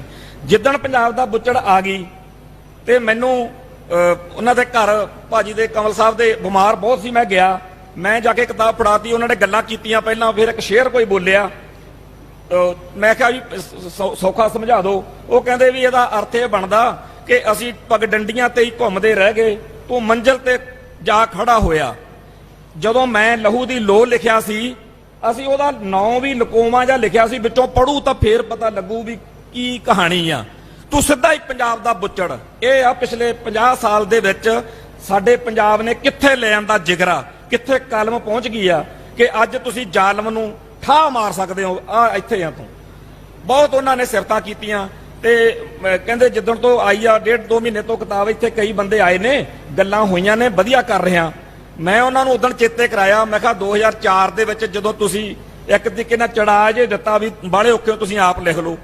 ਸੋ ਅੱਜ ਦੀ ਤਰੀਕ ਵਿੱਚ ਮੇਰਾ ਕਹਿਣ ਦਾ ਭਾਵ ਇਹ ਹੈ ਕਿ ਸਾਨੂੰ ਕਲਮ ਦੇ ਮੋਰਚੇ ਉੱਤੇ ਵੀ ਇੱਕ ਜੰਗ ਲੜਨ ਦੀ ਲੋੜ ਆ, ਇੱਕ ਨੈਰੇਟਿਵ ਬਿਲਡਿੰਗ ਜਿਹਨੂੰ ਕਹਿੰਦੇ ਹੋ। ਤੁਹਾਡੇ ਆਪਣੀ ਕੌਮ ਦੇ ਨਾਇਕਾਂ ਨੂੰ ਅਗਲੇ ਖਲਨਾਇਕ ਬਣਾ ਕੇ ਦਿਖਾਉਂਦੇ ਆ, ਤੇ ਜੇਕਰ ਸਾਡੇ ਵਿੱਚੋਂ ਨਹੀਂ ਉੱਠਣਗੇ ਲੋਕ, ਸਾਡੇ ਵਿੱਚੋਂ ਨਹੀਂ ਬੋਲਣ ਵਾਲੇ ਆਉਣਗੇ ਲੋਕ, ਤਾਂ ਉਹ ਆਪਦੀ ਗੱਲ ਦੁਨੀਆ ਨੂੰ ਕਹਿਣਗੇ। ਪੰਜਾਬੀ ਵਿੱਚ ਆਵੇ ਸਭ ਕੁਝ, ਪਰ ਸਾਨੂੰ ਇੰਗਲਿਸ਼ ਦੇ ਵਿੱਚ, ਅੰਗਰੇਜ਼ੀ ਦੇ ਵਿੱਚ ਲਿਟਰੇਚਰ ਜਿਹੜਾ ਹੈਗਾ ਵਰਲਡ ਕਲਾਸ ਲਿਟਰੇਚਰ, ਉਹਦੀ ਲੋੜ ਆ। ਭਾਜੀ ਅਜਮੇਰ ਸਿੰਘ ਜੀ ਦਾ ਇਸ ਪ੍ਰੋਜੈਕਟ ਨਾਲ ਸਾਰੇ ਜਿੰਨੇ ਜੁੜੇ ਹੋਏ ਭਰਾ ਨੇ, ਸਾਰਿਆਂ ਦਾ ਬਹੁਤ ਵੱਡਾ ਇਹ ਇੱਕ ਕੰਮ ਆ, ਕਿਉਂਕਿ ਜਦੋਂ ਮੈਨੂੰ ਰੂਪਨ ਦਿਓਲ ਬਜਾਜ ਨੇ ਇਹ ਗੱਲ ਕਹੀ ਕਿ ਜਿੱਦਣ ਭਾਈ ਖਾਲੜੇ ਦਾ ਭਾਜੀ ਜਦੋਂ ਬੀਬੀ ਰੂਪਨ ਦਿਓਲ ਬਜਾਜ ਕਹਿੰਦੇ ਵੀ ਜਿੱਦਣ ਭਾਈ ਖਾਲੜਾ ਨੂੰ ਚੱਕਿਆ ਬੇਅੰਤ ਸਿੰਘ ਦਾ ਇੰਨੀ ਤਰੀਕ ਨੂੰ ਹੋਇਆ, ਉਦੋਂ ਇੰਨੇ ਦਿਨ ਬਾਅਦ ਉਹ ਪੂਰਾ ਦੱਸ ਰਿਹਾ, ਆਪਾਂ ਨੂੰ ਪਤਾ ਹੀ ਆ। ਕਹਿੰਦੇ ਜਿੱਦਣ ਭਾਈ ਖਾਲੜੇ ਦਾ ਹੋਇਆ ਉਦੋਂ ਬਾਅਦ ਸਾਡੇ ਪਰਿਵਾਰ 'ਚ ਸਭ ਤੋਂ ਵੱਡੇ ਦਹਿਲ ਵਾਲੇ ਦਿਨ ਆਏ ਸੀ। ਮੈਂ ਉਦੋਂ ਪਹਿਲਾਂ ਇੰਨਾ ਅਸੀਂ ਉਹ ਕਰਨਲ ਜਰਨਲ ਸਾਰਾ ਪਰਿਵਾਰ ਵੱਡੇ ਫੌਜੀ ਅਫਸਰ ਨੇ ਤੇ ਬਹੁਤ ਦਹਿਲ ਗਏ ਸੀ ਭਾਈ ਖਾਲੜੇ ਵਾਲੇ ਗੱਲ ਤੋਂ ਬਾਅਦ। ਉਦੋਂ ਥੋੜੇ ਦਿਨ ਬਾਅਦ 10 ਦਿਨ ਦੇ ਅੰਦਰ ਅੰਦਰ ਉਸ ਕੇਸ ਦਾ ਫੈਸਲਾ ਹੋਇਆ ਵਾ ਰੂਪਨ ਦਿਓਲ ਬਜਾਜ ਵਾਲੇ ਦਾ। ਤੇ ਜਿੱਦਣ ਰੂਪਨ ਦਿਓਲ ਬਜਾਜ ਵਾਲੇ ਦਾ ਕੇਸ ਦਾ ਫੈਸਲਾ ਹੋਇਆ, ਘਰ ਨਹੀਂ ਸੀ ਪਹੁੰਚੇ ਹਜੇ ਉਹ, ਜਦੋਂ ਉਹਨਾਂ ਦੇ ਉੱਤੇ ਆਪ ਦੇ ਵੱਲੋਂ ਪੂਰੀ ਖਤਰਨਾਕ ਇੱਕ ਧਰਾਵਾਂ ਲਾ ਕੇ ਕੇਸ ਦਰਜ ਸਾਰੇ ਪਰਿਵਾਰ ਤੇ ਕਰਤਾ ਸੀ। ਤੇ ਇਹ ਅਸੀਂ ਮੰਨ ਲਿਆ ਸੀ ਬਈ ਮਤਲਬ ਕਿਵੇਂ ਆ। ਤੇ ਇਹ ਸੋਚੋ ਕਿ ਉਹਨਾਂ ਦਿਨਾਂ ਦੇ ਵਿੱਚ ਜਿਨ੍ਹਾਂ ਭਰਾਵਾਂ ਨੇ ਕੰਮ ਕੀਤਾ, ਜਿਨ੍ਹਾਂ ਹੋਰ ਲੋਕਾਂ ਨੇ ਕੰਮ ਕੀਤਾ, ਅਜੇ ਉਹਨਾਂ ਦੀ ਪੇਨ ਜਿਹੜੀ ਆ, ਉਹਨਾਂ ਦਾ ਜਿਹੜਾ ਸਾਰਾ ਹੈਗਾ ਪੂਰੀ ਤਰ੍ਹਾਂ ਸਾਹਮਣੇ ਨਹੀਂ ਆਇਆ। ਸੋ ਜਿੱਥੇ ਅੱਜ ਇਸ ਕਿਤਾਬ ਦੀ ਆਪਾਂ ਇਹਨੂੰ ਵੈਲਕਮ ਕਰਨਾ, ਉੱਥੇ ਇਹ ਵੀ ਆਪਾਂ ਸੱਚੇ ਪਾਤਸ਼ਾਹ ਦੇ ਸਾਹਮਣੇ ਅਰਦਾਸ ਕਰਿਆ ਕਰੋ ਕਿ ਸਾਨੂੰ ਹੋਰ ਕਲਮਾਂ ਵਾਲੇ, ਜਿਵੇਂ ਆਪਾਂ ਨੂੰ ਯੋਧਿਆਂ ਦੀ ਲੋੜ ਆ ਨਾ, ਉਵੇਂ ਕਲਮ ਦੇ ਮੋਰਚੇ ਤੇ ਇੱਕ ਬਹੁਤ ਵੱਡਾ ਨੈਰੇਟਿਵ ਸਿਰਜਣ ਦੀ ਸਾਨੂੰ ਇੱਥੇ ਵੀ ਲੋੜ ਆ। ਸਾਨੂੰ ਬੋਲਣ ਵਾਲੇ ਚਾਹੀਦੇ ਆ, ਸਾਨੂੰ ਸਾਡਾ ਪੱਖ ਪੇਸ਼ ਕਰਨ ਵਾਲੇ ਚਾਹੀਦੇ ਆ। ਸੋ ਸਮਾਂ ਹੋਰ ਜ਼ਿਆਦਾ ਨਾ ਲਵਾਂ, ਇੱਥੇ ਸਮਾਪਤੀ ਕਰਦਾ ਜੀ। ਵਾਹਿਗੁਰੂ ਜੀ ਕਾ ਖਾਲਸਾ, ਵਾਹਿਗੁਰੂ ਜੀ ਕੀ ਫਤਿਹ।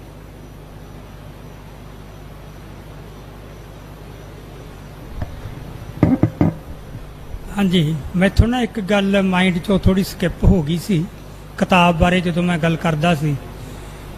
ਚਲੋ ਲੇਖਕ ਦਾ ਬਹੁਤ ਵੱਡਾ ਰੋਲ ਹੁੰਦਾ ਹੈ ਜਦੋਂ ਕਿਤਾਬ ਲਿਖੀ ਜਾਂਦੀ ਹੈ, ਪਰ ਮੈਂ ਤਾਂ ਜੋ ਤਜਰਬਾ ਮੇਰਾ ਹੁਣ ਤੱਕ ਦਾ ਹੈ, ਮੈਨੂੰ ਇਹ ਲੱਗਦਾ ਕਿ ਪ੍ਰਕਾਸ਼ਕ ਦਾ ਵੀ ਬਹੁਤ ਵੱਡਾ ਰੋਲ ਹੁੰਦਾ ਹੈ। ਖਾਸ ਕਰਕੇ ਜੇ ਪ੍ਰਕਾਸ਼ਕ ਖੁਦ ਮਤਲਬ ਇਹ ਕਹੋ ਕਿ ਚਿੰਤਕ ਵੀ ਹੋਵੇ, ਐਸਥੈਟਿਕ ਸੈਂਸ ਹੋਵੇ, ਹੋਰ ਬੜਾ ਕੁਝ ਜੋ ਇੱਕ ਕਿਤਾਬ ਨੂੰ ਚੰਗੀ ਕਿਤਾਬ ਬਣਾ ਕੇ ਪੇਸ਼ ਕਰਨ ਵਾਸਤੇ ਚਾਹੀਦਾ ਹੈ। ਸੋ ਮੇਰੀ ਬੜੀ ਖੁਸ਼ਕਿਸਮਤੀ ਹੈ ਇਹ ਕਿ ਮੈਨੂੰ ਸਰਦਾਰ ਗੁਰਸਾਗਰ ਸਿੰਘ ਜਾਂ ਕੁਲਜੀਤ ਸਿੰਘ ਵਰਗੇ ਅਜਿਹੇ ਪ੍ਰਕਾਸ਼ਕ ਮਿਲੇ ਜਿਹੜੇ ਸਿਰਫ ਪ੍ਰਕਾਸ਼ਕ ਨਹੀਂ। ਸੋ ਇਹ ਕਿਤਾਬ ਦੇ ਵਿੱਚ ਬਹੁਤ ਕੁਝ ਕੰਟਰੀਬਿਊਟ ਕਰਦੇ ਨੇ, ਆਈਡੀਆਜ਼ ਦੇਣ ਪੱਖੋਂ ਇਨਸਪਾਇਰ ਵੀ ਕਰਦੇ ਆ, ਬੜੇ ਚੰਗੇ ਸੁਝਾਅ ਦਿੰਦੇ ਆ। ਤੇ ਆਮ ਤੌਰ ਤੇ ਲੇਖਕ ਦਾ ਇਹ ਹੁੰਦਾ ਹੈ ਕਿ ਉਹਦਾ ਬੜਾ ਮਾਈਂਡ ਕਲੋਜ਼ਡ ਹੁੰਦਾ ਹੈ ਵੀ ਜੋ ਮੈਂ ਕਹਤਾ ਬਸ ਠੀਕ ਹੈ, ਉਹ ਕਿਸੇ ਦਾ ਸੁਝਾਅ ਪ੍ਰਵਾਨ ਨਹੀਂ ਕਰਦਾ। ਪਰ ਚਲੋ ਮੇਰੀ ਅਪਰੋਚ ਵੀ ਇਹ ਹੈ, ਇੱਕ ਇਹਨਾਂ ਦਾ ਸੁਭਾਅ ਤੇ ਸਟਾਈਲ ਵੀ ਇਹ ਹੈ, ਇਹਨਾਂ ਨੂੰ ਜਵਾਬ ਦੇਣਾ ਬਹੁਤ ਔਖਾ ਹੁੰਦਾ ਹੈ, ਜਿੰਨੇ ਪਿਆਰ ਨਾਲ, ਜਿੰਨੇ ਦਾਅਵੇ ਨਾਲ, ਜਿੰਨੇ ਮਾਣ ਨਾਲ। ਸੋ ਇਹਨਾਂ ਨੇ ਮੈਨੂੰ ਲੱਗਦਾ ਜਿਹੜਾ ਖਾਸ ਕਰਕੇ ਹਰ ਕਿਤਾਬ ਦਾ ਜਿਹੜਾ ਟਾਈਟਲ ਹੈ, ਕਿਉਂਕਿ ਟਾਈਟਲ ਮੁਖੜਾ ਹੁੰਦਾ ਹੈ, ਸੋ ਟਾਈਟਲ ਨੇ ਬਹੁਤ ਕੁਝ ਕਿਤਾਬ ਦਾ ਬਣਾਉਣਾ ਹੁੰਦਾ ਹੈ। ਉਹ ਤੇ ਮੇਰੇ ਨਾਲੋਂ ਵੱਧ ਮੈਂਟਲ ਐਕਸਰਸਾਈਜ਼ ਉਹ ਇਹਨਾਂ ਦੀ ਹੁੰਦੀ ਹੈ ਹਰ ਕਿਤਾਬ ਦੇ।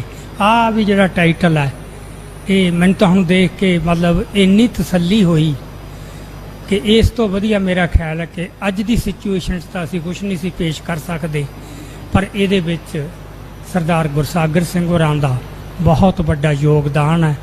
ਸੋ ਉਹਨਾਂ ਦਾ ਮੈਂ ਇਸ ਪੱਖੋਂ ਚਲੋ ਰਸਮੀ ਤੌਰ ਤੇ ਧੰਨਵਾਦ ਵਾਲੀ ਤਾਂ ਕੋਈ ਗੱਲ ਨਹੀਂ, ਮੈਨੂੰ ਇਹ ਸੀ ਕਿ ਤੁਹਾਡੇ ਨਾਲ ਮੈਂ ਆਪਦਾ ਇਹ ਸੈਂਟੀਮੈਂਟ ਸ਼ੇਅਰ ਜ਼ਰੂਰ ਕਰਾਂ, ਬਸ ਇੰਨੀ ਮੇਰੇ। ਤੇ ਹੁਣ ਆਓ ਜੀ ਮੁਜਰਮ ਅੱਜ ਦੇ। ਅਸਲ 'ਚ ਜਦੋਂ ਸਟੇਜ ਸ਼ੁਰੂ ਕੀਤੀ ਸੀ ਅਸੀਂ ਬਿਲਕੁਲ ਛੋਟੇ ਟਾਈਮ 'ਚ ਕੀਤੀ ਸੀ।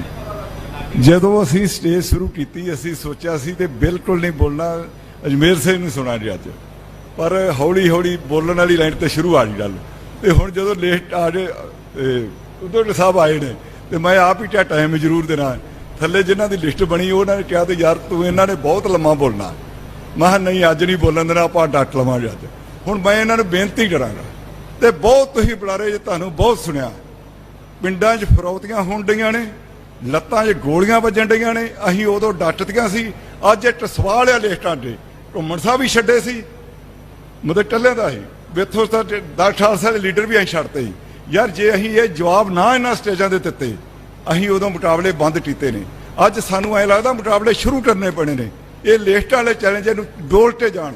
ਹੁਣ ਮੈਂ ਅਵਤਾਰ ਰੰਧਾਵਾ ਸਾਹਿਬ ਦੀ ਜਦੋਂ ਉਹ ਪਿਆ ਹੈ, ਮੈਂ ਉਦੋਂ ਮਨੁੱਖੀ ਧਿਰਾਂ ਨੂੰ ਚੇਤਨ ਕੀਤਾ ਹੈ ਤੇ ਯਾਰ ਪਿੰਡਾਂ ਜਾਓ, ਕਿਉਂਕਿ ਉਦੋਂ ਸਾਡੇ ਸਾਰੇ ਮਨੁੱਖੀ ਧਿਰਾਂ ਇਕੱਠੇ ਹੋਏ ਸੀ ਤੇ ਭਈ ਗੋਲੀਆਂ ਪੁਲਿਸ ਮਾਰ ਲਏ, ਬੰਦੇ ਨਹੀਂ ਲੱਭਣ ਡਏ, ਲੱਤਾਂ 'ਚ ਮਾਰ ਡਏ ਨੇ, 5-5 ਹਜ਼ਾਰ ਦੇ ਕੋਠੇ ਨਹੀਂ ਉਹਨਾਂ ਦੇ ਘਰ 'ਚ ਹੈਗੇ।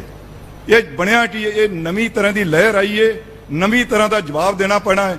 ਮੈਂ ਆਸ ਕਰੂੰਗਾ ਤੇ ਜੇ ਦੋਟੀ ਸਾਹਿਬ ਇਹਦੇ ਤੇ ਬੋਲਣ ਤੇ ਵਧੀਆ ਹੋਊਗਾ। ਵਾਹਿਗੁਰੂ ਜੀ ਕਾ ਖਾਲਸਾ। ਪੁਰਾਣਾ ਹੀ ਸਾਰਾ ਸੁਣਿਆ ਹੀ ਆ।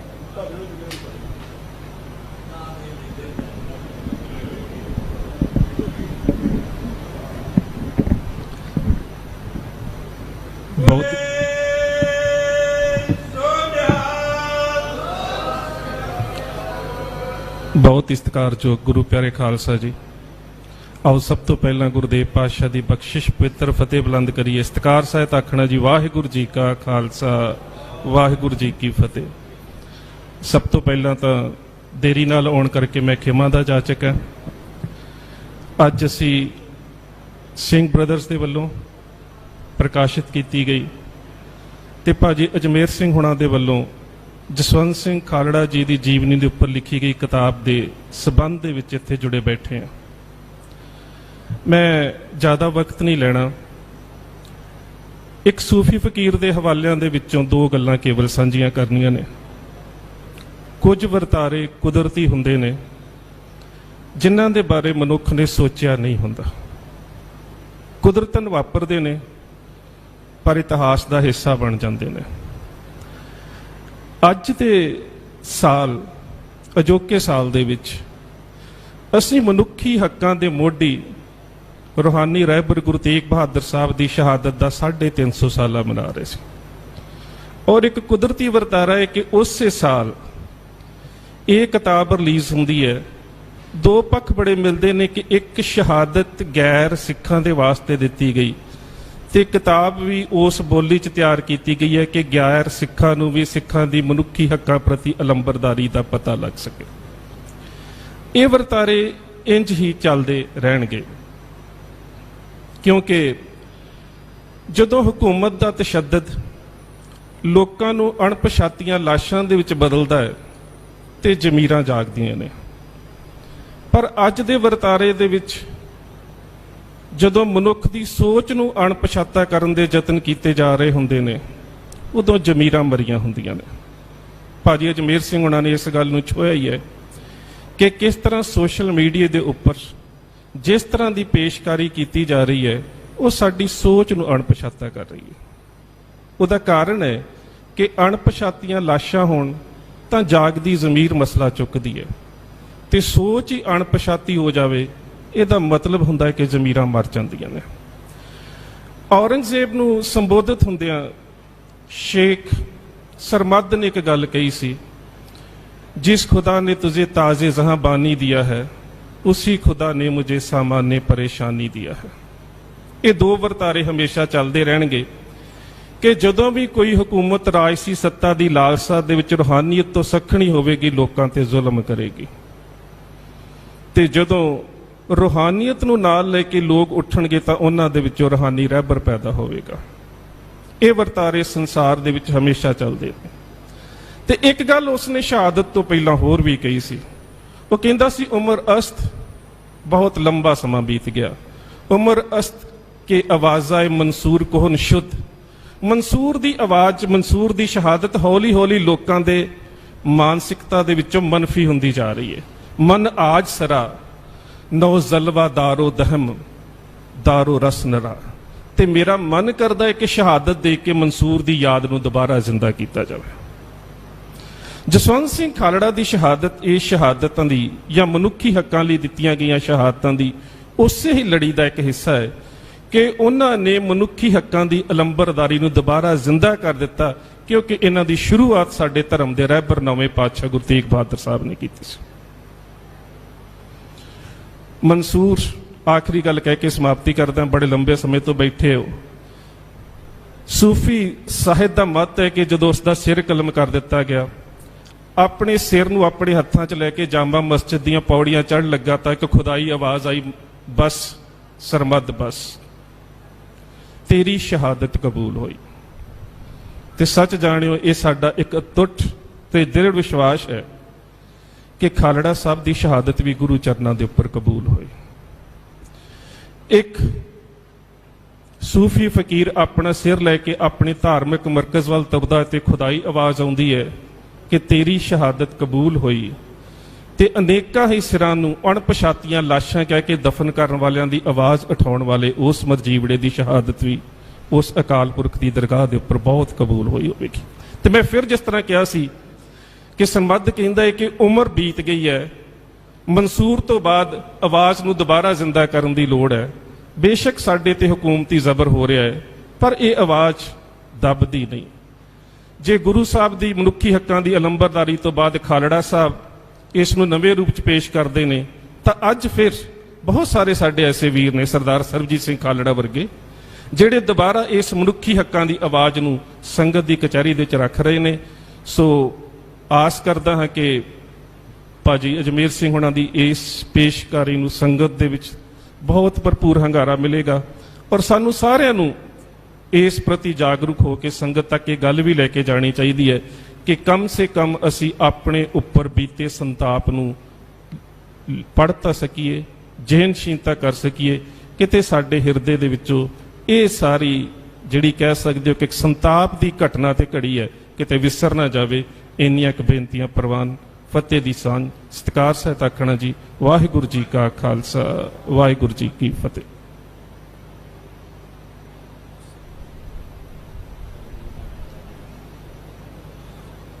ਸਾਧ ਸੰਗਤ ਜੀ, ਸੱਥ ਵੱਲੋਂ ਜਿਹੜੇ ਅੱਜ ਕੱਲ ਸਟੂਡੈਂਟ ਵਿੰਗ ਆਰਗੇਨਾਈਜ਼ ਕਰ ਰਹੇ ਆ ਭਾਈ ਅਜਮੇਰ ਸਿੰਘ ਹੋਣਾ ਦੀ ਸੋਚ ਦੇ ਦੁਆਲੇ, ਉਹਨਾਂ ਵੱਲੋਂ ਸਰਦਾਰ ਜੁਝਾਰ ਸਿੰਘ ਜੀ ਵੀ ਆਏ ਆ ਸਪੈਸ਼ਲ। ਅਸੀਂ ਉਹਨਾਂ ਦਾ ਵਿਸ਼ੇਸ਼ ਧੰਨਵਾਦ ਕਰਦੇ ਹਾਂ। ਸਰਬਜੀਤ ਸਿੰਘ ਵੇਰਕਾ ਜੀ ਜਿਹੜੇ ਪੰਜਾਬ ਮਨੁੱਖੀ ਅਧਿਕਾਰ ਸੰਗਠਨ ਦੇ ਖੋਜ ਪੜਤਾਲ ਸਕੱਤਰ ਆ, ਉਹਨਾਂ ਨੇ ਵੀ ਆਉਣਾ ਸੀ। ਉਹ ਤਰੀਕ ਭੁਗਤ ਰਹੇ ਆ ਸੈਸ਼ਨ ਕੋਰਟ 'ਚ, ਤਾਂ ਉਹ ਵੀ 10-15 ਮਿੰਟ 'ਚ ਤਾਂ ਇੱਥੇ ਆ ਜਾਣਗੇ, ਲੇਕਿਨ ਉਹ ਤਰੀਕ ਦੇ ਕਰਕੇ ਉੱਥੇ ਹਾਜ਼ਰੀ ਲਵਾ ਰਹੇ ਸੀ, ਇਸ ਕਰਕੇ ਨਹੀਂ ਆ ਸਕੇ। ਤੇ ਮੈਂ ਤੁਹਾਡਾ ਸਾਰਿਆਂ ਦਾ ਦਿਲ ਦੀਆਂ ਗਹਿਰਾਈਆਂ 'ਚੋਂ ਧੰਨਵਾਦ ਕਰਦਾ ਕਿ ਤੁਸੀਂ ਅੱਜ ਖਾਲੜਾ ਸਾਹਿਬ ਦੀ ਕਿਤਾਬ ਨੂੰ ਰਿਲੀਜ਼ ਕਰਨ ਦੇ ਮੌਕੇ ਦੇ ਉੱਤੇ ਆਏ ਜੇ। ਤੇ ਸਰਦਾਰ ਅਜਮੇਰ ਸਿੰਘ ਹੋਣਾ ਨੇ ਜਿਹੜੀ ਮਿਹਨਤ ਕੀਤੀ ਆ, ਜਿਹੜੇ ਉਹਨਾਂ ਨੇ ਆਪਣਾ ਦਿਮਾਗ ਲਾ ਕੇ, ਖੂਨ ਲਾ ਕੇ, ਦਿਨ ਰਾਤ ਲਾ ਕੇ ਕਿਤਾਬ ਸੰਗਤ ਦੀ ਝੋਲੀ ਵਿੱਚ ਪਾਈ ਆ। ਇਸ ਵਧੀਆ ਸ਼ੁਭ ਅਵਸਰ ਤੇ ਤੁਸੀਂ ਉਹਨਾਂ ਦਾ ਸਾਥ ਦਿੱਤਾ ਤੇ ਅੱਜ ਇੱਥੇ ਗੁਰੂ ਨਗਰੀ ਦੇ ਵਿੱਚ ਪਧਾਰੇ। ਮੈਂ ਸਾਰਿਆਂ ਨੂੰ ਆਪਣੇ ਦਿਲ ਦੀਆਂ ਗਹਿਰਾਈਆਂ 'ਚੋਂ ਸਾਰਿਆਂ ਦੇ ਧੰਨਵਾਦੀ ਹਾਂ। ਬਹੁਤ ਬਹੁਤ ਧੰਨਵਾਦ ਜੀ।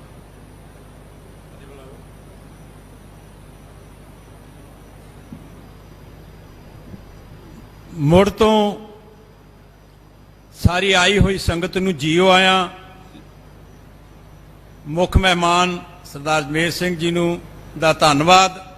ਔਰ ਮੈਂ ਬਾਰ-ਬਾਰ ਕਹਿ ਰਿਹਾ ਸੀ, ਭਾਜੀ ਨੂੰ ਵੀ ਕਿਹਾ ਕਿ ਜਿਸ ਰਾਹਾਂ ਦੇ ਉੱਤੇ ਜਿਹੜੇ ਪੂਰਨੇ ਸਰਦਾਰ ਜਸਵੰਤ ਸਿੰਘ ਖਾਲੜਾ ਨੇ ਪਾਏ, ਮੈਂ ਕਹਿ ਰਿਹਾ ਸੀ ਕਿ ਇੱਕ ਕਿਤਾਬ ਲਿਖਣੀ ਸ਼ੁਰੂ ਕਰ ਦਿਓ ਸਰਦਾਰ ਸਰਬਜੀਤ ਸਿੰਘ ਵੇਰਕਾ ਦੇ ਨਾਂ ਤੇ। ਅੱਜ ਉਹਨਾਂ ਦੁਸ਼ਟਾਂ ਨੂੰ, ਉਹਨਾਂ ਕਾਤਲਾਂ ਨੂੰ, ਉਹਨਾਂ ਲੋਕਾਂ ਨੂੰ ਉਹਨਾਂ ਨੇ ਕਚਹਿਰੀ ਵਿੱਚ ਖਲੋ ਕੇ ਨੰਗਿਆਂ ਕੀਤਾ ਅਤੇ ਮਨੁੱਖੀ ਅਧਿਕਾਰ ਸੰਗਠਨ ਦੀ ਜ਼ਿੰਮੇਵਾਰੀ ਸਮਝਦਿਆਂ ਹੋਇਆਂ ਉਹਨਾਂ ਨੇ ਬਹੁਤ ਵੱਡੀ ਇਹ ਸੇਵਾ ਨਿਭਾ ਰਹੇ ਨੇ। ਅੱਜ ਵੀ ਕੋਰਟ ਵਿੱਚ ਨੇ, ਨਹੀਂ ਤੇ ਇੱਥੇ ਆਉਣਾ ਸੀ। ਸੋ ਸਰਬਜੀਤ ਸਿੰਘ ਵੇਰਕਾ ਜੋ ਬਿਲਕੁਲ ਜਿਹੜੇ ਪੂਰਨੇ ਖਾਲੜਾ ਸਾਹਿਬ ਹੋਰਾਂ ਪਾਏ, ਸਾਰਿਆਂ ਸ਼ਹੀਦਾਂ ਨੇ ਪਾਏ, ਉਹਨਾਂ ਤੇ ਚੱਲ ਰਿਹਾ। ਸਾਰਿਆਂ ਦਾ ਧੰਨਵਾਦ। ਜੀਓ ਆਇਆਂ। ਵਾਹਿਗੁਰੂ ਜੀ ਕਾ ਖਾਲਸਾ, ਵਾਹਿਗੁਰੂ ਜੀ ਕੀ ਫਤਿਹ।